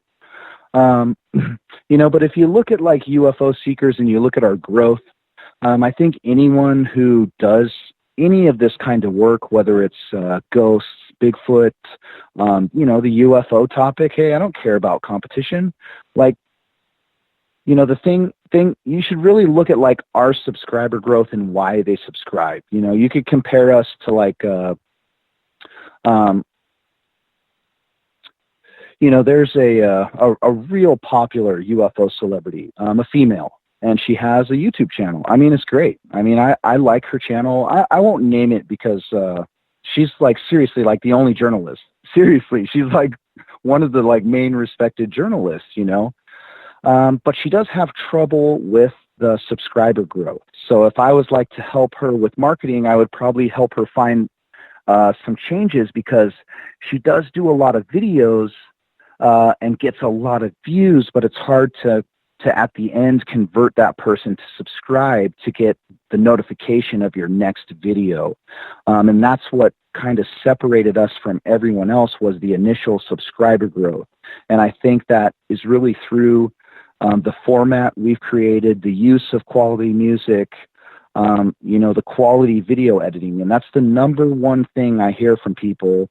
I met someone today, like a 18-year-old. Oh man, you're UFO Seekers. Oh my gosh, I love your videos. The video editing is outstanding. And that's like the highest comment we get. And I think that kind of converts into the subscribers. And so I think if people who do these kinds of things look at, the way we show people getting there, showing them the location, spending time at the location, listening to some witness stories, not accepting the witness stories as fact, doing their own investigations, I think they can have similar success, and there's audiences out there for everybody. I think like the one thing I just truly like dislike about many people who are the power brokers in the UFO topic, in the UFO industry, if you want to call it, because people make it a business, and there's people who make it a big business and make seven figures. I mean, just look at To the Stars Academy. They solicited $2 million from the public. So we're talking about seven-figure businesses who are working in this UFO topic.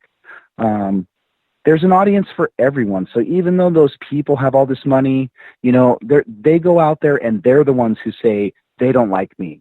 George Knapp said something about me before I ever said anything about them. I love George Knapp. I would actually like retweet his information.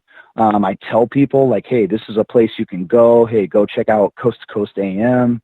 They have this guy there who was one of the ones who broke all the information about Area 51, Skinwalker Ranch. And it was him personally, his complete outrage over UFO Seekers' existence and being UFO and alien investigators. And that's kind of like our little slogan, right? We're UFO and alien investigators. That's what we do.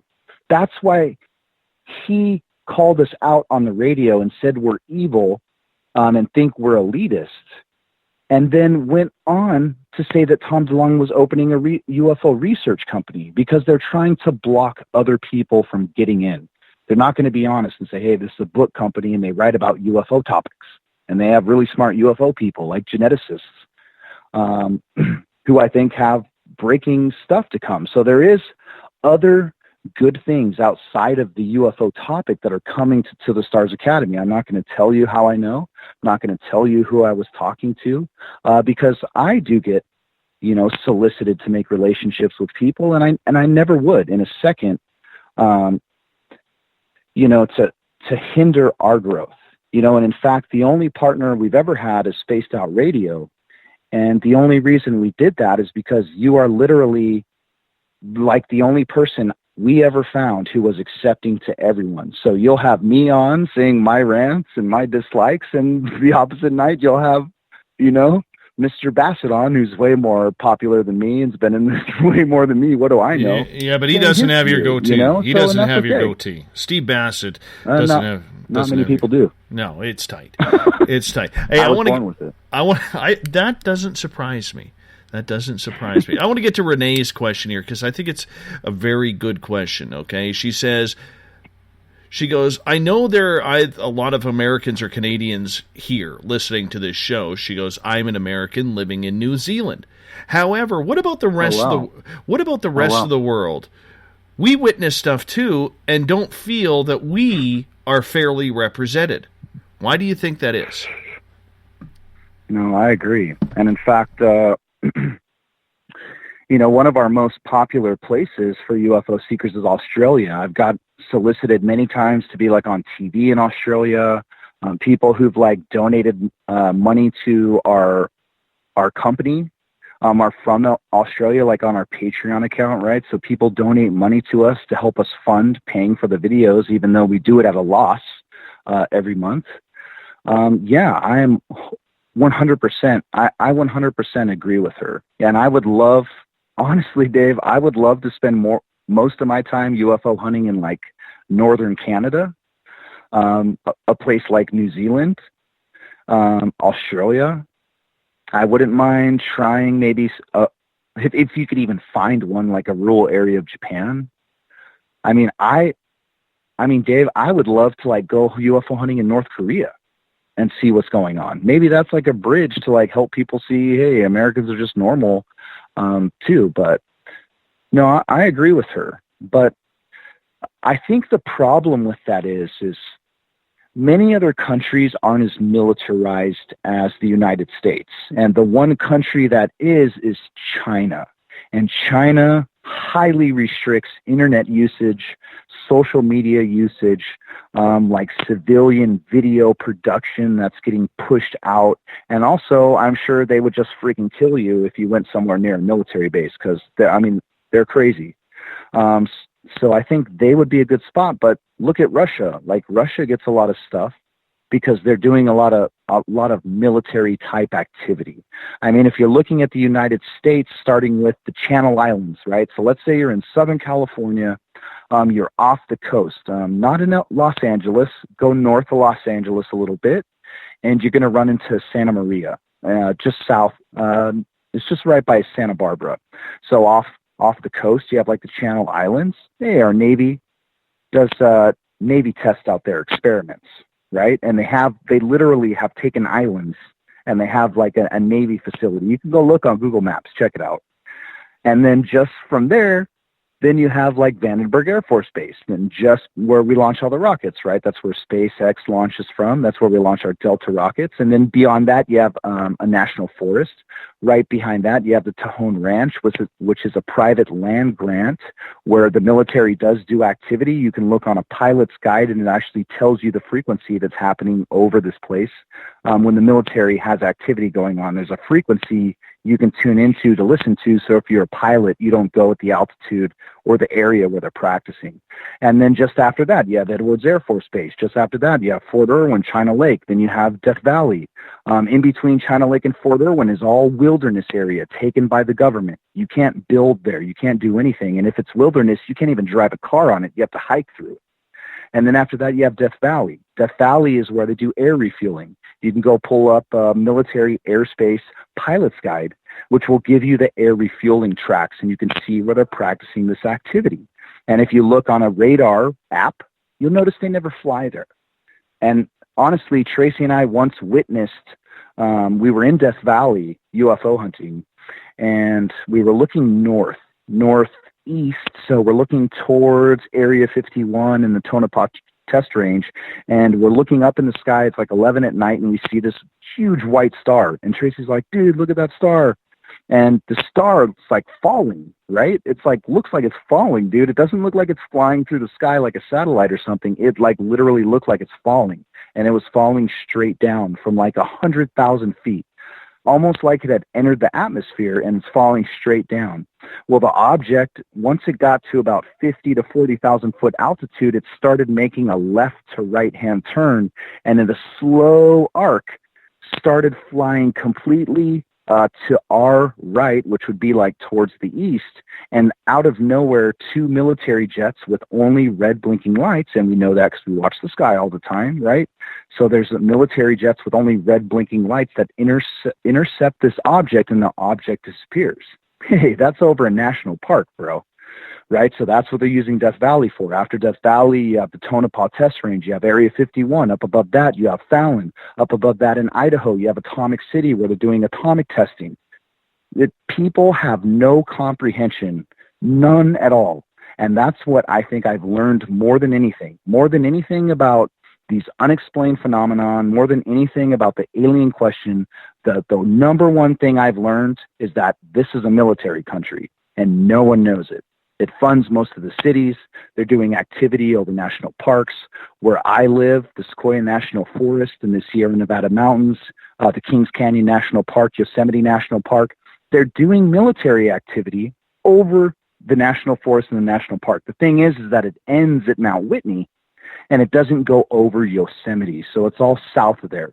And then at Mount Whitney's, where they come down into Owens Valley, they fly over a dry lake, and then they come down into the Jedi Transition, which people can go to Father Crowley Point in Death Valley, and you can stand at a point and an outlook, and a jet will fly like 100 feet in front of you, flying down through a canyon, and the public can go there, right? So all of this is like public information. You go on YouTube, you can watch GoPro videos of the pilots flying through the Sierra Nevada mountains. You can watch GoPros going through Father Crowley. You can see experimental tests at Channel Islands and rocket tests from the Vandenberg Air Force Base. So that's what's different, right? So if we went to like New Zealand, do they have that kind of takeover of the area? And how much money are they spending towards this project? So now equate into that we have, a society that doesn't necessarily look at the sky that much. And they're living in cities, so they're just used to kind of the normal jets or commercial air traffic. And when they see something that is strange, like an ICBM killer, whoa. Well, because Hollywood has so warped their rationality, they're jumping to, I am now going to draw a conclusion on the pilot of that thing, and it was an alien inside. So now I report this, and man, it just happens to be like an airplane or like an ICBM test, or it could even be a rocket, and that happens a lot, right? We all see that from Los Angeles. They'll launch a rocket from Vandenberg Air Force Base, and if it happens at sunset, it'll leave the huge plume up in the sky. Well, because Los Angeles kind of has a huge conglomerate of a lot of people who aren't seeing, radical things because they're not spending time watching military activity. Oh my God, what is that up there? Because they didn't know that, hey, I could check and I know there was a rocket launch today. They didn't know that. They're just driving home from work and there's this huge plume thing in the sky, right? And some crazy light going into outer space, and people freak out. And so that's where we're trying to like reach out to those people and go, hey, we like to go out into these places and search for these things that people like yourself, Dave, have said you've experienced, and try to validate what you're saying. And to second that, if there's anyone involved in this UFO question or the alien topic who is super prominent or a power broker and tries to say that this truth is a fact, we are here to help you and be a place for you to come to try to find, like, you know, an opinion that's going to not disappoint you. So if people asked me last year about the alien metal alloys, they're not disappointed this year. They know that they're smarter than the other person, right? When we said that it was a foreign aerospace or aviation identification program that was looking for foreign military aircraft, we were right. Everyone else was wrong who was saying it wasn't. They were saying it was a Pentagon UFO study. That's what's different, Dave. They can, and that's really what we tried to build. Right, we're going to restart the chainsaw here for you, Tim. Because last week, just a few days ago, on the 18th, which would have been Friday, Tom DeLonge releases, "To the Stars Academy of Arts and Sciences accomplished incredible things since October. My team has been steadily briefing multiple committees in Congress, some at the classified level, and holy cow, major changes coming. Can't say anything else, but more to come soon. TTSA is also in the process of bringing 2 major motion pictures, 2 television series, and an unscripted docu-series to the world. We have received multiple network contracts after the negotiations. Announcements will be coming soon. We have as well initiated beginnings of a major aerospace partnership and started the scope of work proposals for our space-time metric engineering. Yes, the stuff you and I really care about. TTSA has also been in contact with multiple European Union and South American countries regarding their respective UFO programs and the goal of creating an international information data sharing system and analysis through the proprietary TTSA community of interest and its Artificial Intelligence Analysis Initiative. All these things take time, money, and patience. There is nothing that I am doing that is easy. Every single thing here is extremely difficult. So thank you so much for being patient and understanding what exactly we are trying to achieve here. This is what your investment dollars are going for. And we definitely need much more to finish this work. If you want to consider investing, go to... This is the funny part. If interested, please consider investing at To the Stars Academy.com. He didn't even put .com. He put .con. Ouch. C-O-N. Ouch. Now, for me, I mean, it's interesting. It's interesting, you know, but I mean, there's a lot to go on here. You know, I mean, sure. I mean, it's a misspelling of .com to .con, but I just think that's kind of funny. But it really signifies that they are wanting to own the whole gamut of UFOs. I mean, when you go to other countries, whether it's the European Union or you go to South America, and you are working on deals with those countries for their UFO files, that goes straight into the government hands. Yeah, and I want you, as a Canadian, to remember that this organization is made up of government insiders who still have access and security clearances, and they want your UFO sightings. Doesn't that make you wonder why? Why would they want these things? Why would these people be government insiders? But, you know, what I think is interesting, if anybody, you know, any of your listeners or our followers who we told that this was a book and media publishing company aren't disappointed. Here we go. They're writing books. They're making movies. We were right on the money. They didn't have alien metal alloys. That's okay. But, you know, it's just about telling the truth. So, you know, and congratulations to them. But I really think that their most popular content will be outside of the UFO topic, you know, and I look forward to reading things like that, you know. So, and I have heard of a book coming or an analysis coming which isn't related to the UFO phenomenon. And so that's what I'm more interested in. But it still shows that there is a major focus right now on the media aspiration of this company. Movies. Well, of course. I mean, they hold all the cards. I mean, the entire UFO community just handed it over to the government. I mean, congratulations. Honestly, I kind of stand as a watchdog of the government. You know, I'm interested to know if we have huge underground bases. Where does taxpayer money go? I'm always interested to go out and look at the land they've grabbed and what they're doing. Are they actually using the land? What's on this land? Is there natural resources? I really think a lot of the military bases here in the United States gobbled up land where you find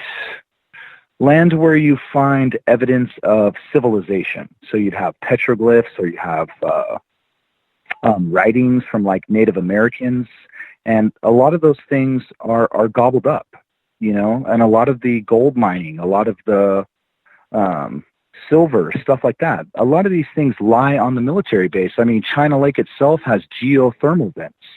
And, you know, so it's someone like us who doesn't want to partner with the government or get in bed with intelligence officers. I don't want to work with people from the CIA.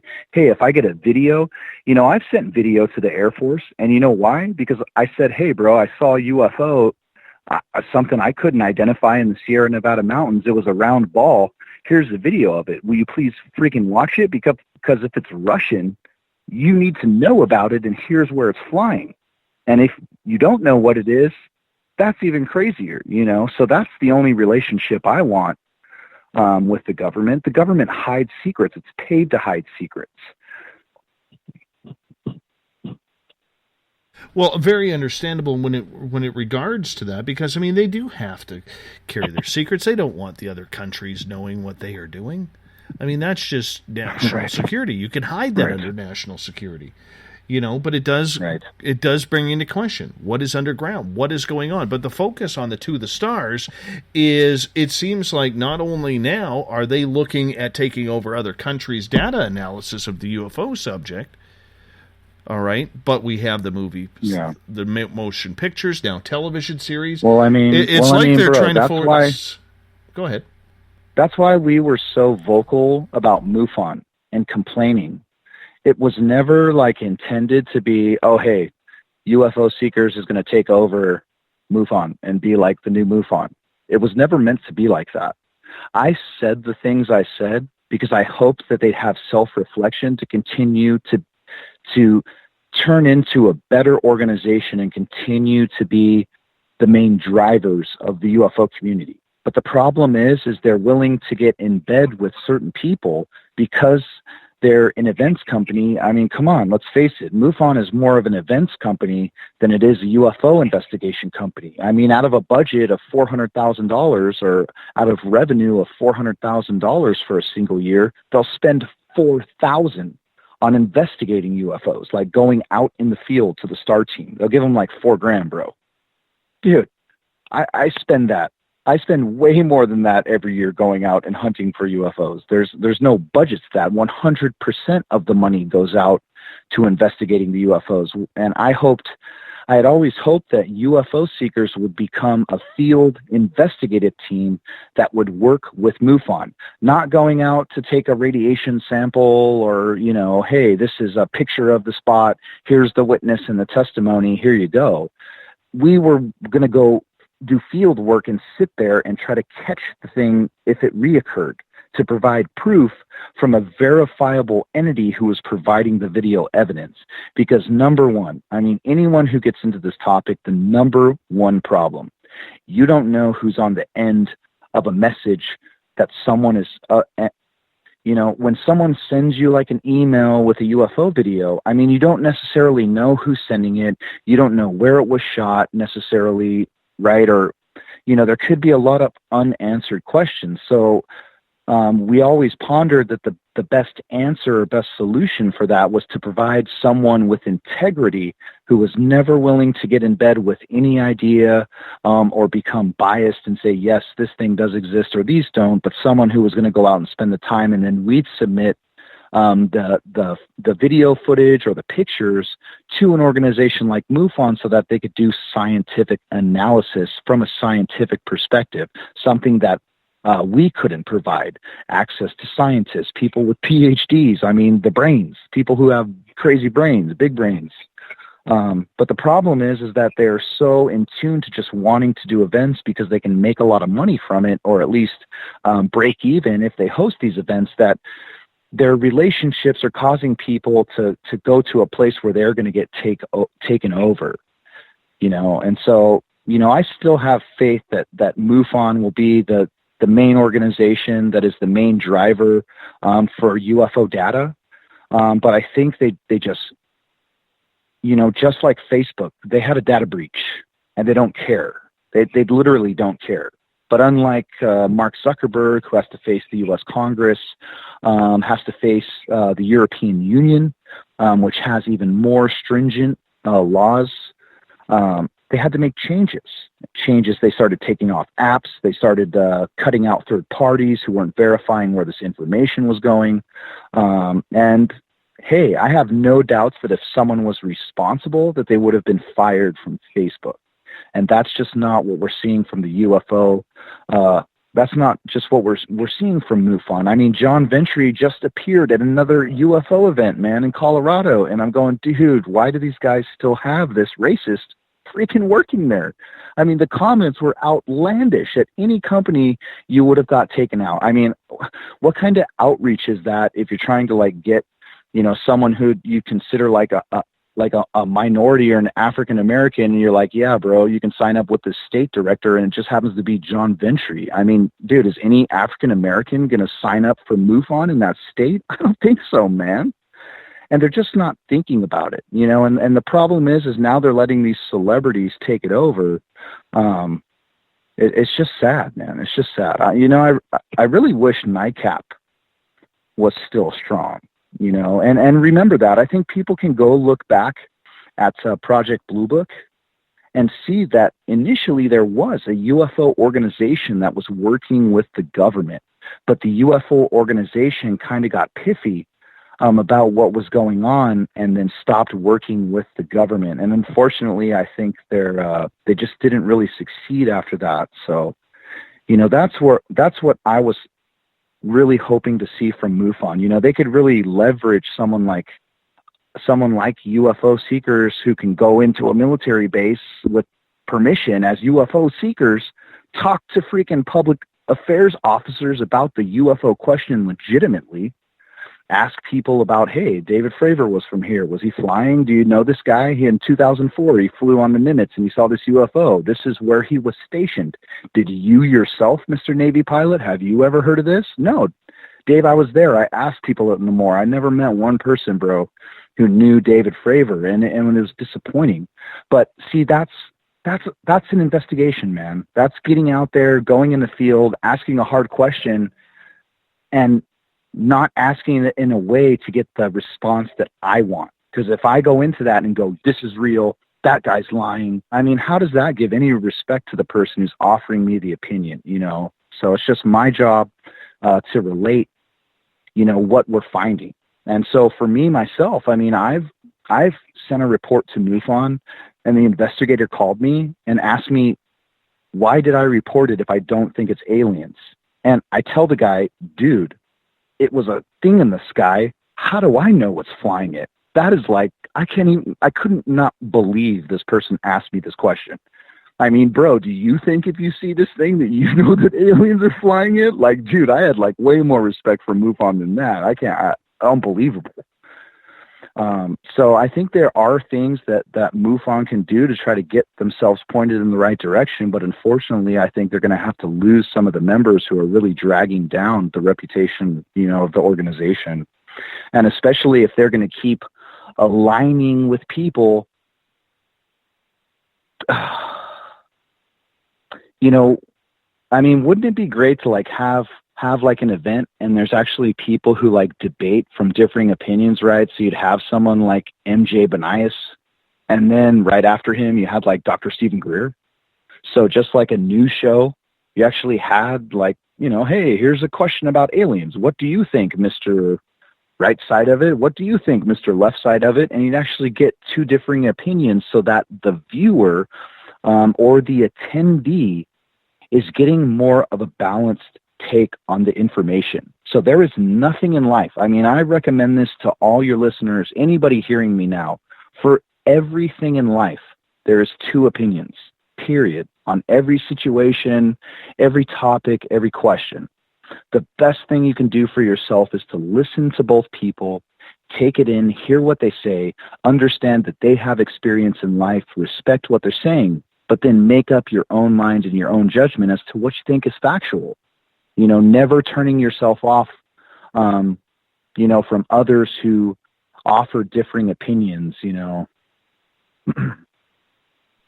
Tim, we got about 2 minutes left with you tonight, and I know you're struggling to keep your voice going here. You haven't been feeling well all day. Yeah, so I totally lost my voice Friday. Yeah, I want to just say thank you for coming on again, because you're always so animated and always so energetic about this topic. You know, the passion really, really resonates from you, my friend. Really resonates from you. And I think, you know, when people can get over, you know, and like I've said to other people in the past, and this just isn't a topic or a comment towards Tim, but all of you as well, you know, go back and listen to Tim 2 or 3 times. Go on our archive page, youtube.com/Spaced Out Radio. Listen to this show a couple of times. Then go do your research. And yes, Tim may seem animated, angry, you know, a little put off by everything, and that may not resonate with you. But if you go look at the statistics of what have happened, the research that he has done, and then you start looking into it, all of a sudden it all starts to connect the dots, and you kind of say, holy crap, Tim's right. Tim's right. And he's animated about it because he wants you, the listening audience, to be just as pissed off as he is. Just as pissed off. Right. Because everybody, especially our American listeners, are getting ripped off. And that's what it comes down to. Right, Tim? Right. And I am just like your listeners. I'm just a regular Joe, you know, trying to live my life. And I've been bombarded for a long time since I grew up about conspiracies and UFOs and aliens, and I was always interested in it.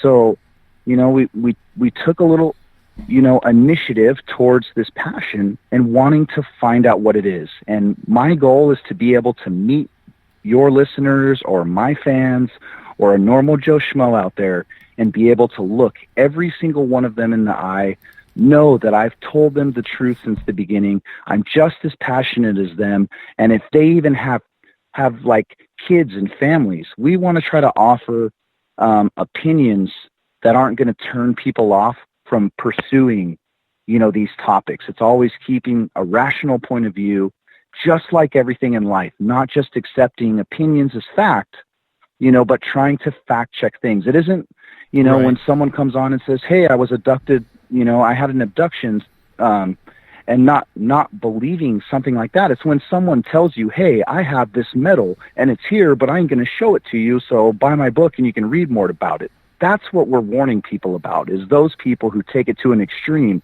and tell you that they have some kind of amazing truth. Tim Doyle from UFO Seekers, thank you so much for being on Spaced Out Radio tonight. Always a pleasure. Your next appearance will be Monday, June 18th. Look forward to talking to you then. Yeah, it's my birthday. Yeah, my sister's too. All right, buddy. Hey, right on. We'll talk to you then. Hold on. All right, thanks, brother. Tim Doyle from UFO Seekers, UFOseekers.com. We got Michael W. Hall coming up in hour number 3 from UFO I-Team, and the thought of the day coming up next. Are you tired of being blocked, shadow banned, or placed in jail for simply posting your thoughts on social media? Social Media Freedom can take care of that for you. Social Media Freedom is the newest and one of the best free new apps that allows you the freedom to post what you want when you want. It takes seconds to download from your app store. Come join the tribe at Social Media Freedom. It's time to set yourself free. The first annual Caribou Paracon is happening September 28th to 30th in the 108 Mile Ranch, British Columbia. Brought to you by the Canadian Society of Questers and Spaced Out Radio. Come listen to our featured speaker, Grant Cameron, along with Elizabeth Anglin, Paisley Town, Mike Moran, Eric Cooper, and more. It's a 3-day supernatural adventure at the Spruce Hills Resort and Spa. Tickets for the weekend are $150 Canadian. The Caribou Paracon, celebrating everything paranormal. A timepiece is a reflection of who you are, and what better way to show off the real you than with an escape watch? Escape is a lifestyle brand accessorizing your days and nights. Choose to escape and create the life of discovery that you deserve. Dream, play, unite with your own personalized escape watch. Head to escapewatches.com. There is no time like the present to enjoy your escape. Use promo code SMF2017 for your 20% discount today. Looking for a place to advertise at a very reasonable cost? Look no further than Spaced Out Radio. SpacedOutRadio.com has an advertising tab that you can click to check out our daily, weekly, and monthly packages to play on the radio, or our website including social media. From commercial spots to banners, we have it all. Check out our competitive pricing today.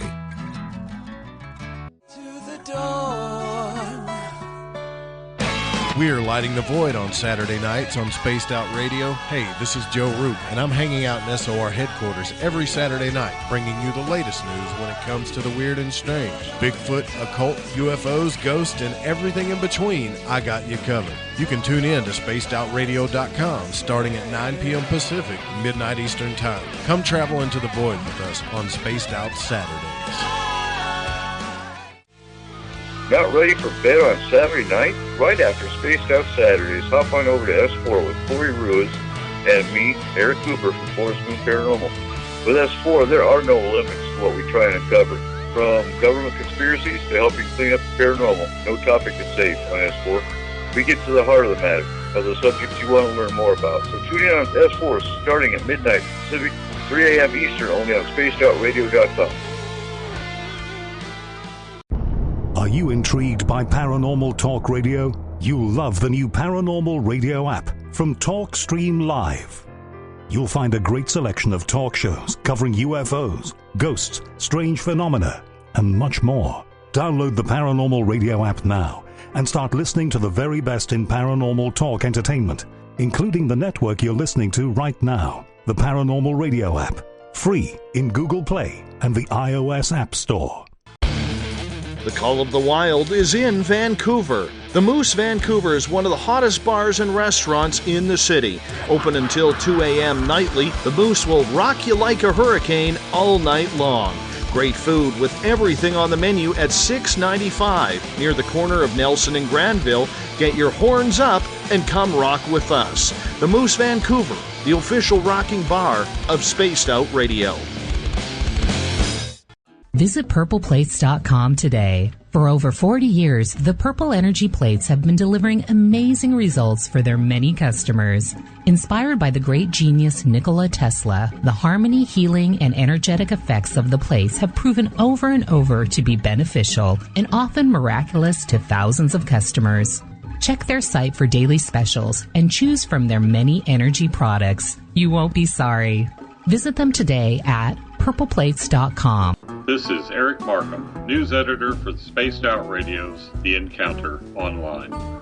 We have put together a great team of writers and journalists from all over the world to bring you top-quality paranormal stories, from alien encounters to the latest conspiracies. You won't find any of that fake news here. True stories and top-notch reporting as we look to bring these experiences to the mainstream. The Encounter Online, only at spacedoutradio.com. Do you want to know the truth? Do UFOs exist? Are aliens real? Are the governments hiding the biggest secret in history? We're UFO Seekers, and we're on a hunt for the truth. Subscribe to our YouTube channel and follow along with us as we journey across the United States, visiting UFO hotspots and alien hotspots, trying to document the UFO phenomenon. Catch us on Spaced Out Radio every third Monday of the month as we discuss Area 51, UFOs, and more. And also, don't forget to subscribe to us on YouTube. You hear footsteps in the empty room above you. A rocking chair begins rocking by itself. Don't be afraid of the things that go bump in the night. Reach for Spirit Storybox, the iPhone app the Huffington Post UK called the only ghost hunting app you will ever need. Spirit Storybox. The spirits are telling their stories. From the mile-high state of Colorado, sharing our signal around the world, I invite you to Spaced Out Sundays. Hi, I'm Tessa Nicole Thomas, and I'm closing out the week by taking you on a paranormal journey to the world of the weird. ghosts, aliens, psychic phenomena, I will hit it all in your questions too. So let us highlight the paranormal for you. So come join me for Spaced Out Sundays starting at 9 p.m. Pacific, 12 a.m. Eastern, only at spacedoutradio.com. The views and opinions expressed by tonight's guest and topic of discussion do not necessarily represent the official policy or position of Spaced Out Radio, Spaced Out Weekend, Spaced Out Radio Limited, its hosts, syndicated carriers, or anyone associated with this broadcast. You're listening to Spaced Out Radio with Dave Scott. Follow Dave on Twitter at Spaced Out Radio and hashtag Spaced Out Radio, and on Facebook Spaced Out Radio Show. Now, back to the program. Welcome back to the third and final hour of Spaced Out Radio tonight. I am your host, Dave Scott. Great to have you with us.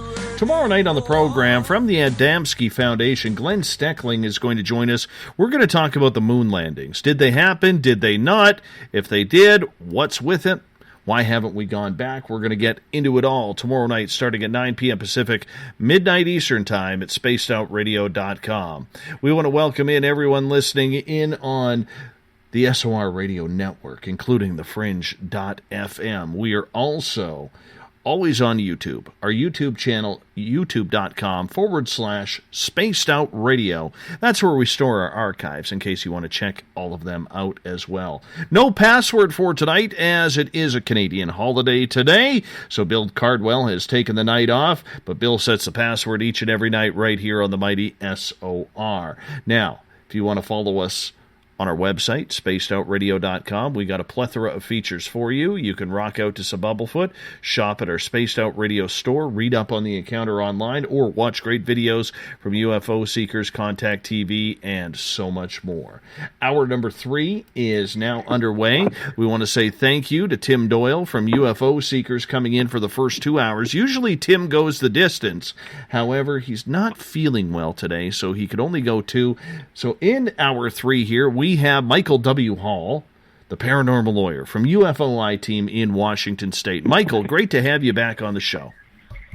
Oh, Dave, thank you for asking me there, and I hope Tim is feeling a little bit better here, maybe tomorrow, but I am honored to follow in his footsteps. What have you been up to, my friend? Well, Dave, I have just returned from the largest UFO festival in the continental United States at McMinnville, Oregon, believe it or not.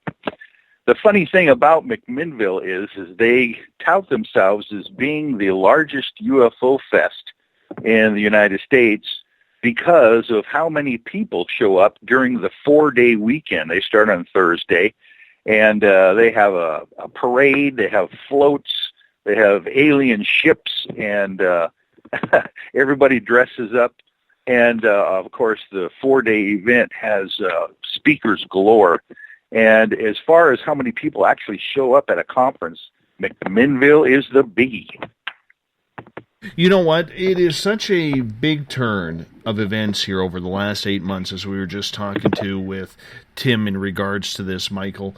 When you go to a conference like McMinnville in Oregon, where it's one of the largest in the United States, what's the attitude of the field of ufology when you're down there? Well, you're right. Ever since the December 16th, 2017 front page article in the New York Times, where the government, the U.S. government, through the Department of Defense and the Pentagon, has actually come out and confirmed the existence of UFOs, a lot of people in ufology are going, I told you so. And matter of fact, more and more people are willing to come forward and tell us their stories. That's what we find on the UFOI team, is that we don't have a problem any longer with people actually coming out and saying, hey, I saw something. I experienced something very unique. And they seem to be a little bit less reticent. I like that, a little bit less reticent to actually tell their stories. And the stories that they are telling are amazing.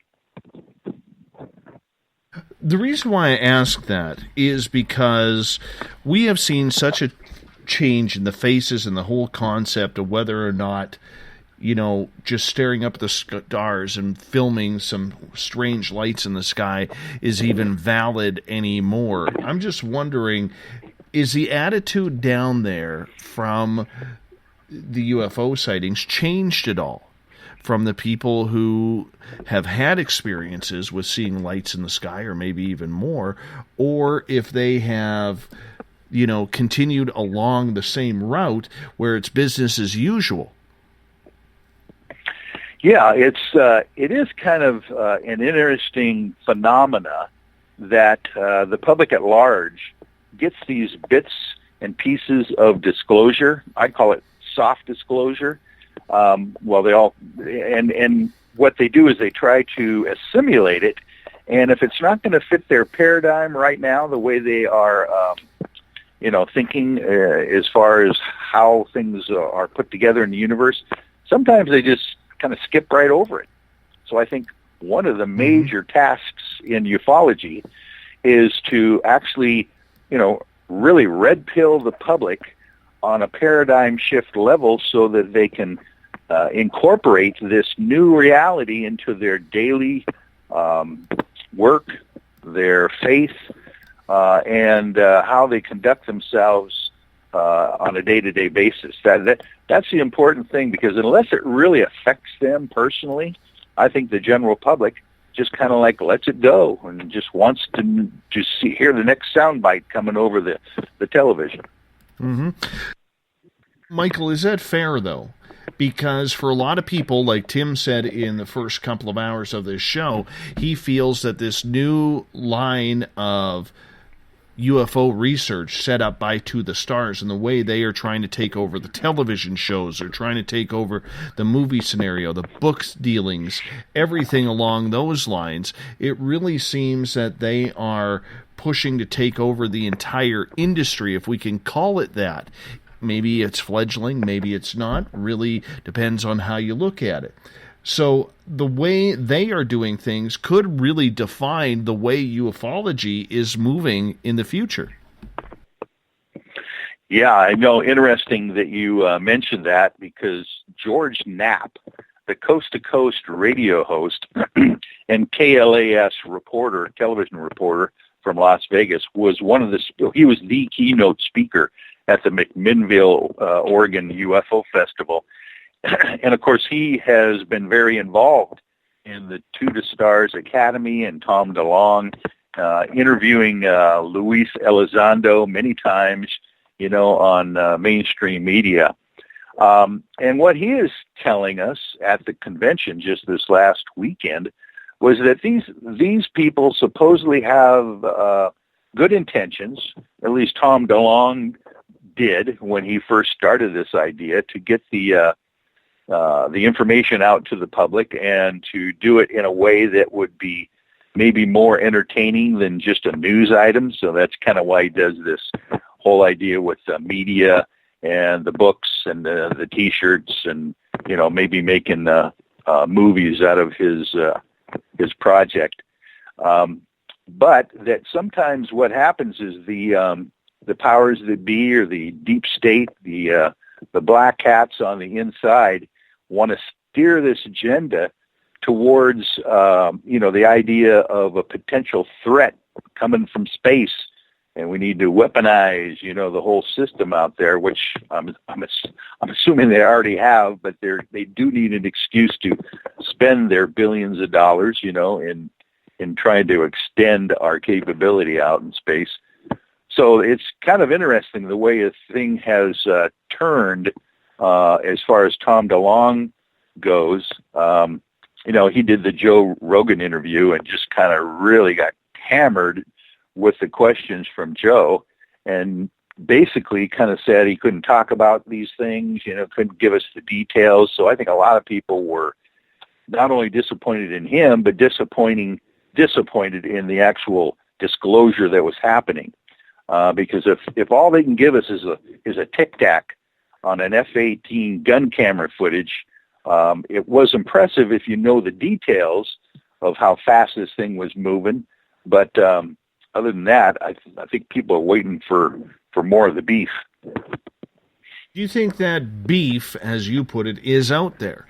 Do you think that we are getting closer to some sort of relevancy, or do you think that it's still status quo? Because I'm not seeing a lot of movement, Michael, in anything these days. Yeah. Well, the famous Canadian ufologist Grant Cameron tells us that there is some more stuff going to be disclosed. So I don't know what the time frame is going to be. George Knapp said the very same thing, that there are other videos out there of better sighting reports from the military. So it's kind of weird. I wonder what their timing is. Since December, it's been kind of slacked off. But I predict that there's probably going to be some more stuff coming out here within a month or so, I would imagine. Matter of fact, one of the tasks that we did on the UFOI team a couple of meetings ago was try to say, think of what it's going to be like December of 2018. If December 2017 was some kind of a revelation, do you think there's going to be more of that within the year? And I predict there will be some more of that within the year, let alone it might be just some of these materials that they are analyzing.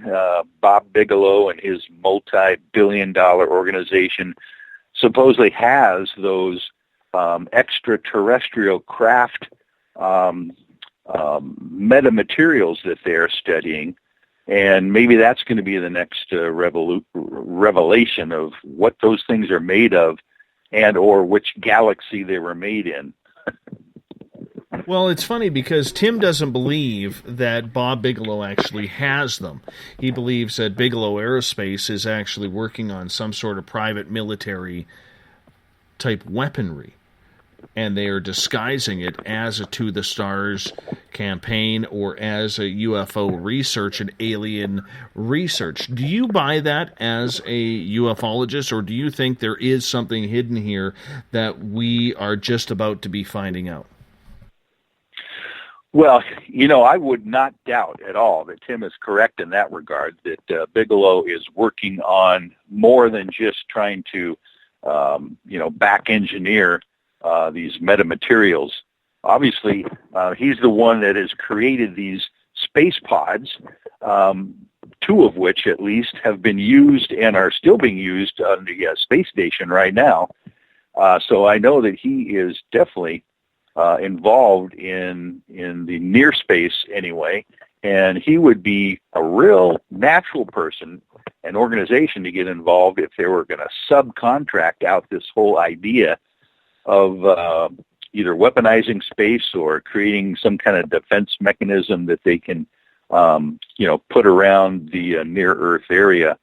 Because it seems to me that with all the things and all the time that he has been involved with this, that he definitely has got his fingers in a little bit of everything, including the Skinwalker Ranch that George Knapp was talking about just this last weekend.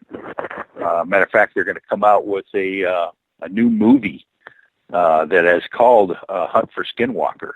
And George was talking about that, and of course Bob Bigelow and NIDS and all the scientists involved in his organization at that time studied this Skinwalker Ranch for over 7 years and still couldn't figure out the weird phenomena that was going on, including werewolves and ghosts even, and UFOs all in this one area. So I think Bigelow, you might be right, is having maybe some kind of a smoke screen for some of the things that he does, and in the background he's doing a lot more.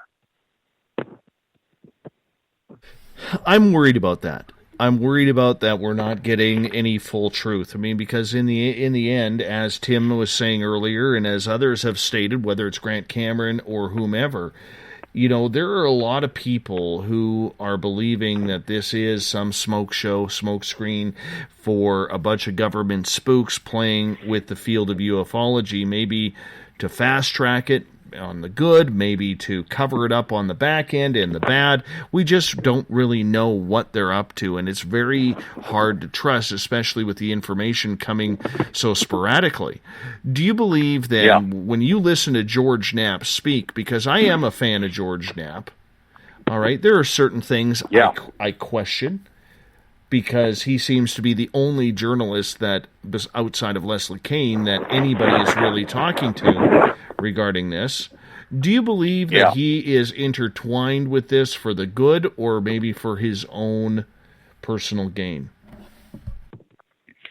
Well, if you actually get to sit there and actually, one of the cool things, I'm going to get to your question, but one of the cool things was during this conference was the luncheon with the speakers, where you get to sit at a table with about 12 other people in a round table, and each speaker gets to come and sit at your table for 20 minutes and give you their short scenario or synopsis of what they're going to speak about. And when you're sitting right next to George Knapp and he's telling you his story and what he believes as far as how this phenomena is being released to the public, I get the feeling that he's very sincere about it. He really wants this truth to come out. And then also I get the feeling that he's in such a politically sensitive position to continue to get this information that he can only say so much, So my hope is that his underlying sentiment to get this information out to the public in a meaningful way and in a timely way is going to override whatever reticence he might have to tell us all the details that he knows. You get the feeling that he knows a lot more than he's able to tell at this point. Is that a good thing or not, though? Because in the end, George is the only one who's the real, supposedly, allegedly, the voice of the people.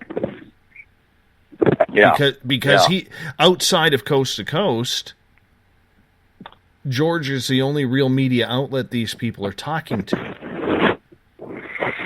Yeah, it is a strange responsibility to put on anyone. The only thing that I can say is that since he's had such a long track record, starting with, John Lear and Bob Lazar and, the J-Rod and all those kinds of issues that he has actually broke to the public. Like you said, the first one that you've probably heard these stories from. I'm hoping that he can keep on track and keep his health during this entire process so that we can, maybe put a little pressure on him because he is accessible. He does go to these conferences and is willing to talk one-on-one with people. So I'm trying to give him the benefit of the doubt, but realizing that he probably is under quite a bit of constraint. But then again, you look at some of the insiders, even some of the insiders that seem to be white hats, like CIA's ex-head of the Weird Desk, Jim Semivan, these kind of guys, who actually are experiencers themselves. At least they've actually come out and said they are experiencers. And you think, you wonder that they at least have the same kind of goal in mind, that somehow they have to get the message out to the people before the huge paradigm shift happens, and everybody is stuck without a clue on how to deal with it. I think that's going to be a major thing relatively shortly. I think people will be confronted with the idea that there are life on other planets and alien beings visiting this planet. And at one point, we have to prepare folks for that to make sure they don't freak out like the Brookings report said they would. Where do we see it going? Is there any importance, in your opinion, with UFO I-Team or wherever to get those UFO videos anymore? Yeah, it's a good question, Dave. I think at one point, folks like us on the UFO I-Team and other serious researchers into this field of unidentified aerial phenomena are basically going to be irrelevant. At one point, when it actually comes out and happens, and people know or confirm the fact that there are aliens on this planet visiting us and potentially even manipulating us over the centuries, that I think our next task, relatively shortly, is going to be dealing with the blowback that will happen. I mean, if people finally get to the point where they realize, well, you've had this technology for how long?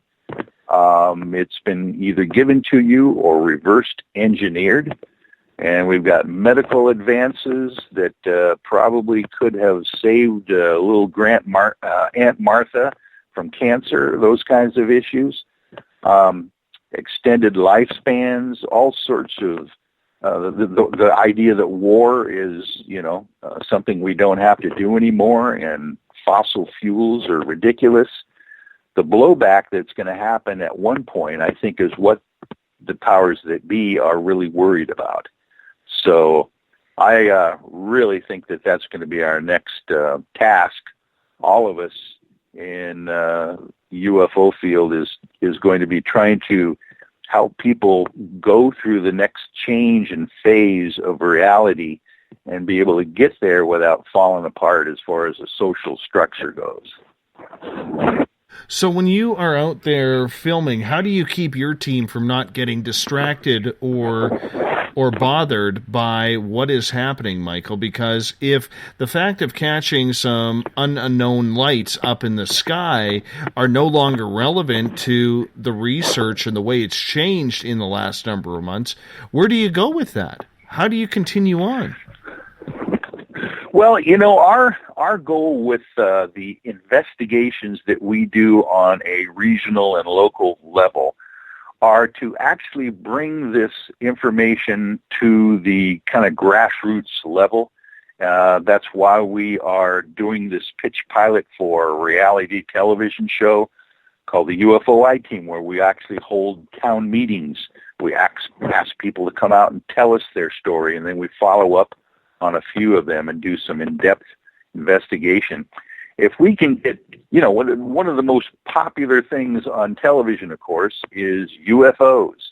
And if we can get the actual grassroots information out there that, there are some of your neighbors that have seen these things on a regular basis, and we can actually show video proof of, the anomalous activity in the sky that, zigzags across the sky, that flares up, that communicates with a CE5 kind of situation, which CE5 now is called Close Encounters of the Fifth Kind, where it's human-initiated alien contact. And one of our scientific consultants, Dr. Richard Haynes, has actually written the book on CE5. And we can actually kind of go out there and follow protocols, probably very similar to Dr. Stephen Greer's, where you initiate contact with either a laser or telepathically and get return evidence of contact through those means. I mean, those are the kinds of things that we need to do and just get out there, because it'll be very popular when people want to watch it, but they will then be prompted to tell their own stories to their neighbors and maybe be vindicated, a little bit. I get that, and people always have to have an option of where they want to turn, Michael. But do you have to refocus your group? Have you sat down with your UFO I-Team and said, look, just getting those little lights in the sky or beaming laser beams up into the sky isn't good enough anymore. We have to try and figure out how to take this to the next level. Are you okay there? Did you trip and fall there? We heard some movement. But sorry. But is there a way that you guys as a group have had to shift your own focus and shift your own investigations in order to make up? Go ahead. Yes, and exactly what we are kind of heading towards is something that I've created called the Disclosure Commission on Truth and Reconciliation. The idea being is that at one point, we as ufologists need to help manage the blowback of a reality paradigm shift. And so what we're doing at conferences, whenever we go to them, instead of, at the end of a normal UFO or paranormal conference, they typically have the panel discussion where the presenters will get up there and answer questions from the audience. And what we do at the UFOI team is we actually hold a disclosure commission hearing. And, of course, we do some pre-interviews ahead of time and find people with the most amazing experiencer stories, some with abductions, some with just CE 4s and 3s and 5s. And we actually put them under oath. Do you solemnly swear or affirm that the testimony you're about to give is the truth, the whole truth, and nothing but the truth? I can do that, as I used to be a Superior Court judge pro tem, so we do that. And we ask them to tell the panel which is made up of all the presenters at the conference, their story. And then, of course, the panel gets to ask them questions. And the idea being that reconciliation commissions have been put together over the years. When the American Indians, for instance, were shoved onto reservations, when the apartheid folks were being taken advantage of in South Africa. The commissions are set up to vent the problem and seek reconciliation between what has happened and the future. So that's kind of what we're looking at for the future here, to try to be a tool on managing the blowback that is definitely going to be coming down the road at one point. Mm-hmm. How has the public changed in regards to this, Michael? Are they still calling? Are they still interested in learning? Is it still at that basic level? Yes. Matter of fact, I just got to hang out with Peter Davenport all weekend, this last weekend, from the National UFO Reporting Center. And just to give you the boots on the ground report, whenever when Peter and I were bunking together in the same hotel room, whenever the convention was over with and whenever the party was over with or the dinner afterwards, we'd get back to the hotel room around midnight or so, and Peter would be jumping on the hotline to make sure that he gets all the messages that were left in his absence when he was emceeing the event. And he's telling me that it's just keeps building and building. More and more people are calling in just to his hotline, the National UFO hotline, and leaving maybe longer and longer reports over the phone. And I think the quality of reports that Peter is receiving nowadays have skyrocketed ever since the December 16th article in the New York Times. And, of course, the UFOI team gets kind of the privilege of picking some of the cream of the crop reports to follow up on. So we're grateful to him for that.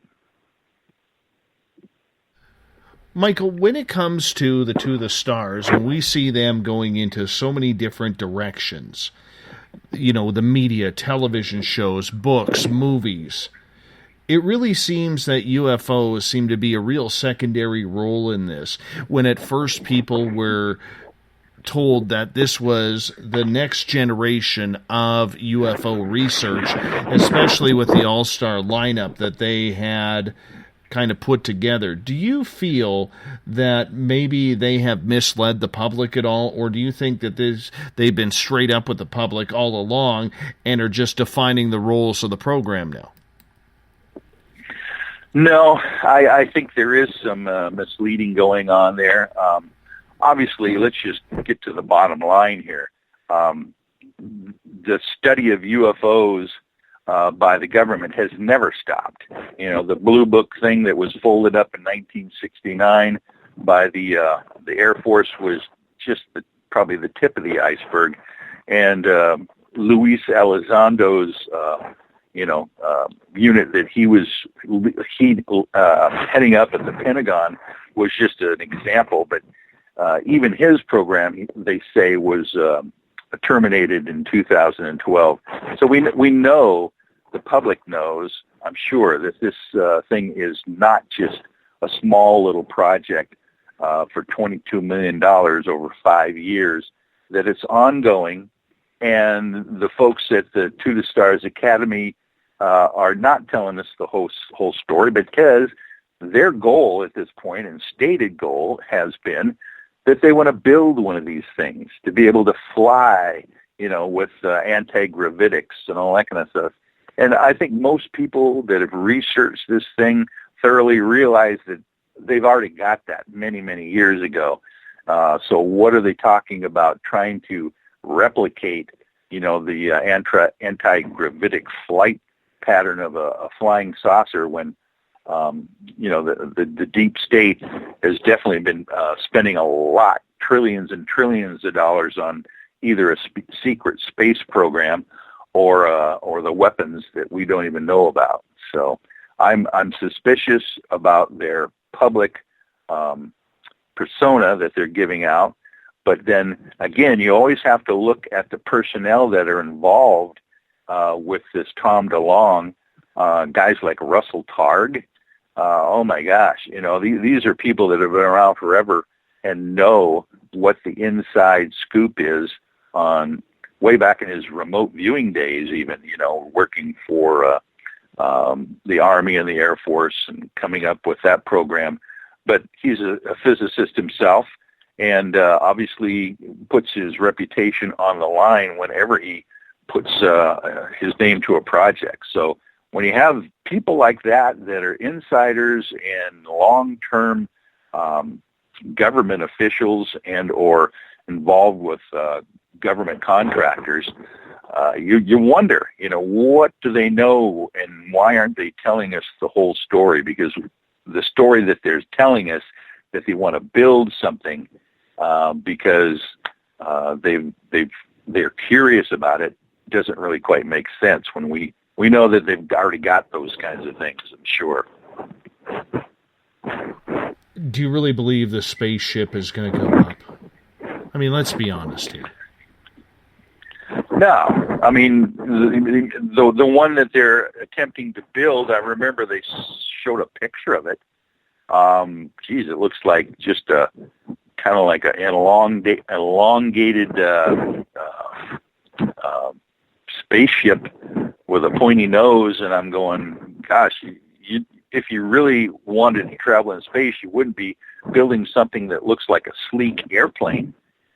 You'd be doing something with more of a saucer shape or some kind of a ball shape that would be able to, move in any direction at any moment, with the propulsion systems, that are not, based in coal or fusion or anything like that. So I'm kind of suspicious why they have even shown us this idea of a relatively fast-looking airplane that they want to build to go into space.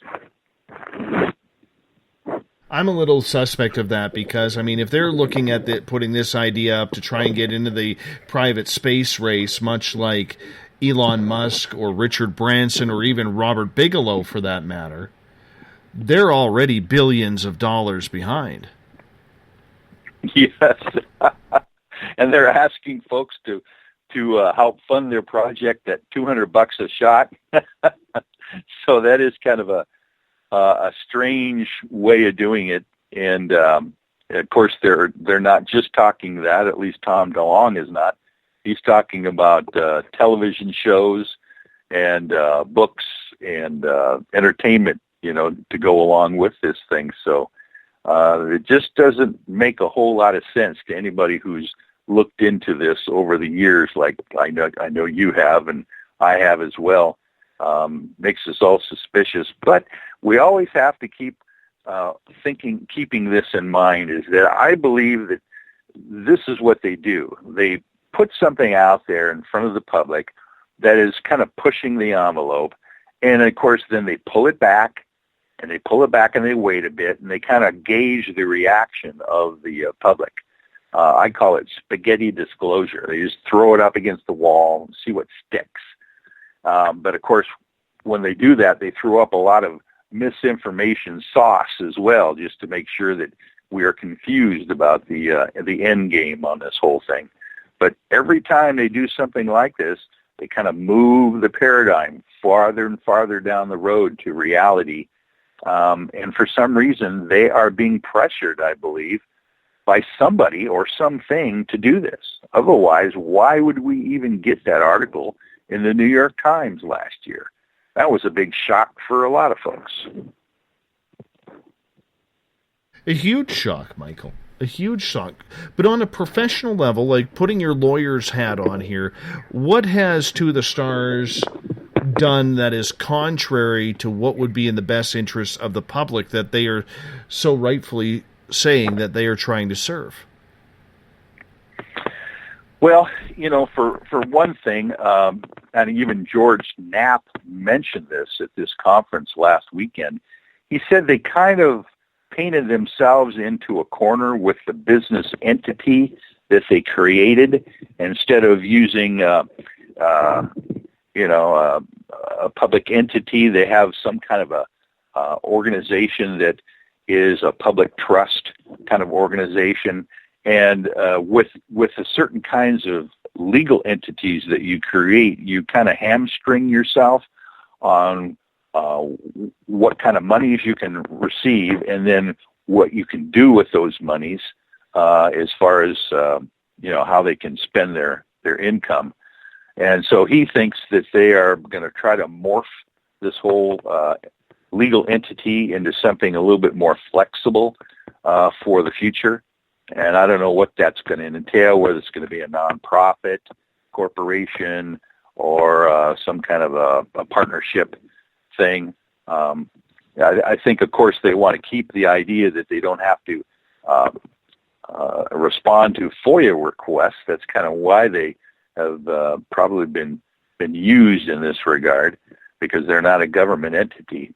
But legally, there's some kind of missteps that they've taken, stutter steps, that I believe they're trying to probably correct at this point, and that's maybe why we haven't heard much from them in the last months or two. Is there any legal ramifications from the actions that they are taking, as far as you can see, regarding the way they spend their money? I mean, there's been questions about the way their stocks have been divvied up through SEC speculation. I mean, we learned that Tom DeLonge makes $700,000 of the first $1 million, which really brings that entire, GoFundMe account, if that's what we want to call it, about $1.3 million rather than $2 million. Yeah, exactly. And I think the research that was done on that to bring out this information on indeed how Tom DeLonge rolled a lot of his debt over into this new To the Stars Academy to deal with that, and then to ask for money on top of that, and to take a large percentage of the money that comes in is being probably looked at, because I think the public is smart. There are individuals out there that do a heck of a lot of research and have dug deep into the details of this thing. And those ramifications go right up into the SEC, as you mentioned. There are certain things that you cannot do to defraud the public and or mislead them when you're asking for public funds like that from individuals. So those are the now here's the deal. I have a caveat here to do. I can only practice law in the state of Washington, so I'm not giving legal advice, but and they have some major attorneys and legal experts working on their behalf, I'm sure. So I think they're probably being very careful and wanting to do this as best as they possibly can, but there sure are a lot of questions about what they're doing and why they're doing it. And if you ask me, it's just a small drop in a huge bucket that they're actually doing all of this stuff, because to get the funds to be able to build a ship like they're talking about building would take trillions of dollars, multiple trillions of dollars. And, of course, we're not going to raise that just with $200 a pop. We're about to get to our Thought of the Day today, and I'm curious to get your opinion on this. I'll start with you on this one, Michael, which comes down to, why do you think the hype surrounding the To the Stars campaign has died down so much? George Knapp answered that exact same question. So your thought of the day was actually the thought, or one of the thoughts, of the McMinnville UFO Festival that was posed to the speakers there. And what George Knapp said was that he believes that they are kind of gathering themselves for another push on releasing more information to the public. He mentioned again that metamaterials that they are supposedly, or someone supposedly is trying to determine how they are created. They mentioned, by the way, that this metamaterial is laid down atom by atom in layers, which they can't even believe was created and or can't duplicate at this point. But that's how minute the construction is of these materials. And he believes that there are more videos, gun camera footage, and possibly even other military footage that aren't from necessarily F-18 jets that will be a little bit more convincing, that he hears will be coming out relatively shortly. And you would think that they would have to do something soon. Otherwise, whatever they've done in the past since December will go for naught when people don't really believe that they are going to follow up and kind of lose interest. So that is a great thought of the day, and it was the thought of the conference this past weekend. Well, let's get to the music here on the Thought of the Day.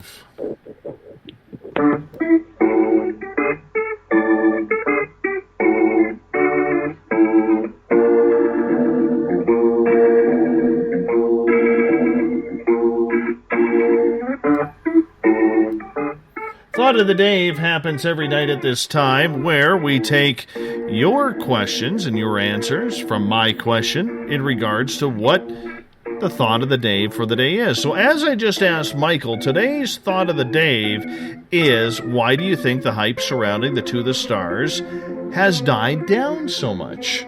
And there's a lot of interesting reaction to this, and some of it positive, a lot of it negative, which actually kind of shocks me a little bit. Now, I have come out publicly and saying that there's a lot of questions that I have about this campaign, mainly around the media side. But let's learn about what some of you have said. Jim Mallard from the Mallard Report says, because they didn't answer my interview request. Now, Michael, I'm going to ask you about this. Because Mallard and I have talked about this quite a bit in regards to the way that the To the Stars Academy has absolutely declined almost every media request they have received outside of those affiliated with Coast to Coast AM. Good move, bad move. What's your opinion? Well, I think it's probably a calculated move on their part. Because you're exactly right. I remember when Luis Elizondo was supposed to show up at the MUFON convention not too many months ago. And, of course, someone nixed that deal, and he ended up just appearing by a videotape that was, I think it was even George Knapp that was interviewing him on the videotape. So he wasn't live. He wasn't able to be interviewed, by folks that would have some pointed questions for him. Of course, probably the major disaster that put them into this mode was Tom DeLonge's disastrous interview that he just kind of blew, I mean, that was a major... You're talking about the Joe Rogan one. The Joe Rogan interview, exactly. And, the fact that if they see that that's what's going to happen to the youth representative that they have in this, this move that they're trying to disclose, they probably got very skittish about doing something like that with Luis Elizondo or any of the folks from Skunk Works or, their private contractors that are on the To the Stars Academy. I think they're probably playing their cards very close to their vest and trying to control. Matter of fact, even the Commander Fravor and the F-18 pilots that were interviewed in a static situation where they weren't shoved in front of media and allowed to answer any questions off the cuff. These were very controlled leaks of information in their interviews as well. I think it's a bad idea, but of course, we don't know the whole. I don't know the whole story of why they would be doing that. It's going to be fascinating. I think Jacques Vallée is going to be proven to be correct when he said that he would be very surprised if this entire phenomena is just entities visiting here from other worlds. It's going to be even weirder than that. Well, let's get to some other answers here from our audience. CE5 Kelowna in British Columbia states, the crew on the TTSA Academy are all old CIA. Nothing of any substance has been brought forward. It's all rhetoric and fluff. Just another program to debunk UFOs and fool the public. I know this because we go out regularly and contact ETs, and I'm no one special. They are here. What do you think, Mike? Yeah, exactly. There are so many people out there that are regular folks that have had extraordinary experiences. And when someone like Tom DeLonge comes along and tries to tell people what's going on, and they don't necessarily they're not necessarily told the entire story that they know has happened to them, they get a little suspicious. So from what I have found out and our group has found out is that there are stories everywhere you turn. I'm famous in the group for handing out my cards to the waitress that comes to our table, to the banker person that I talk to at the bank, and everybody else. And I'm surprised how many people respond with, well, I do have a story, or I know someone who has a story that is not explained. So that's a good observation.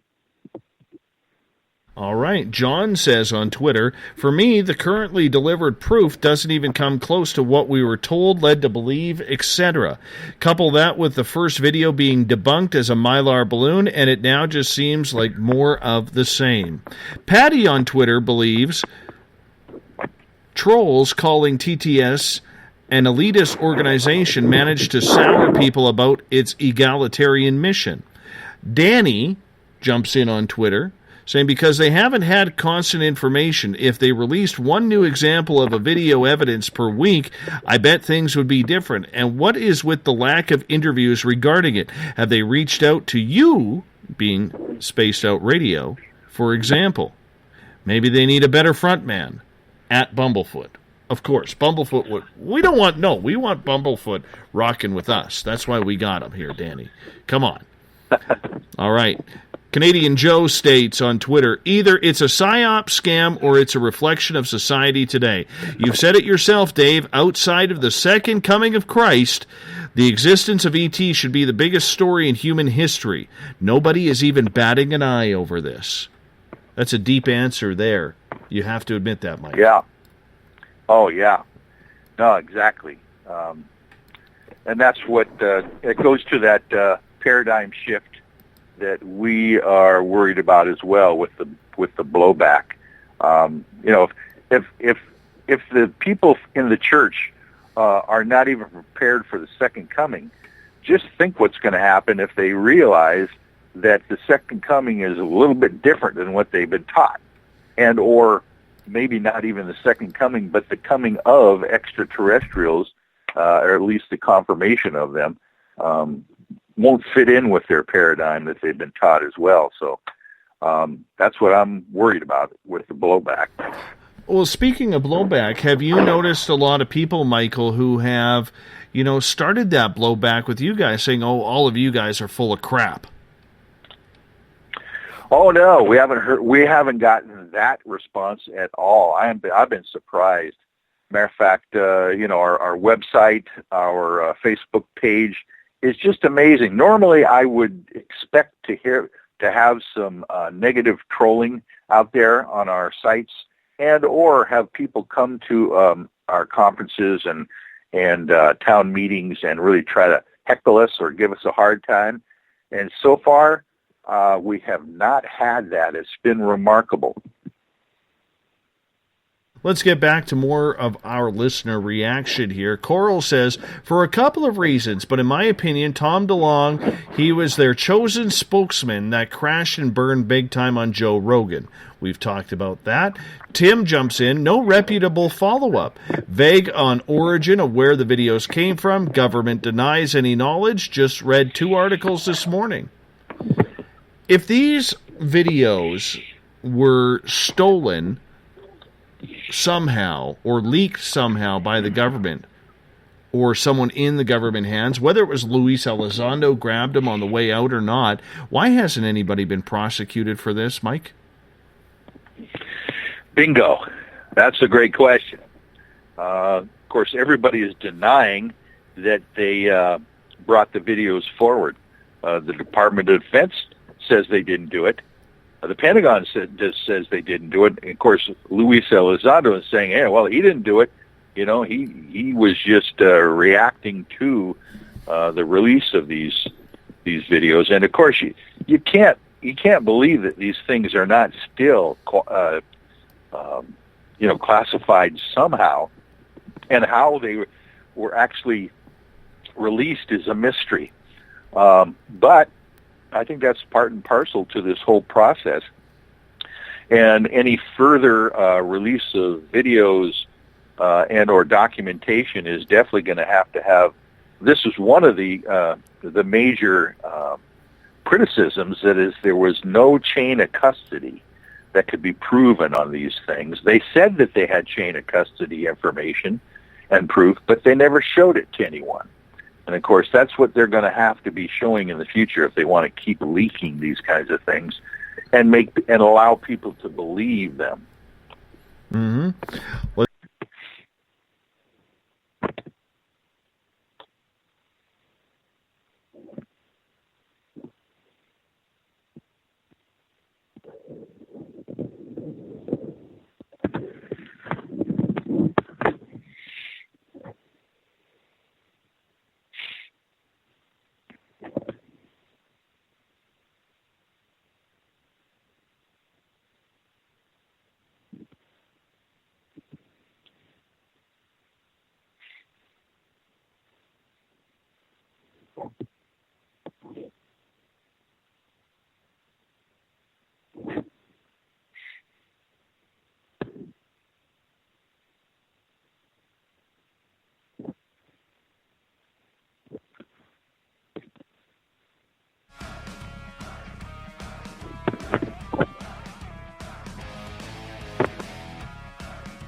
Stephen Bassett jumps in from the Paradigm Research Group with the final one today, saying, the media can only handle one feeding frenzy at a time. I apologize. My microphone mute button got stuck there right at the end because I did read off a couple of more. Jan Aldrich from another group says, easy. They had no plan to take advantage of the publicity opportunities offered them. What a mistake. Their delays in keeping the momentum going verges on almost criminal. Use what information you have to stay center stage. Michael W. Hall, thank you so much for coming on in Hour 3. I apologize to my listeners for my mic or my mute button getting stuck. That's okay. The new studio gets started built on Thursday. Michael, tell us quickly here about the UFO I-Team's website where people can check you out. You can check us out on UFOiteam.com, and I'd appreciate if you did that. You can sign up for our newsletter there. Awesome, buddy. You hold on. I'm going to wrap this thing up. We got Mr. Ron Bumblefoot THAL rocking in the background with Little Brother is Watching.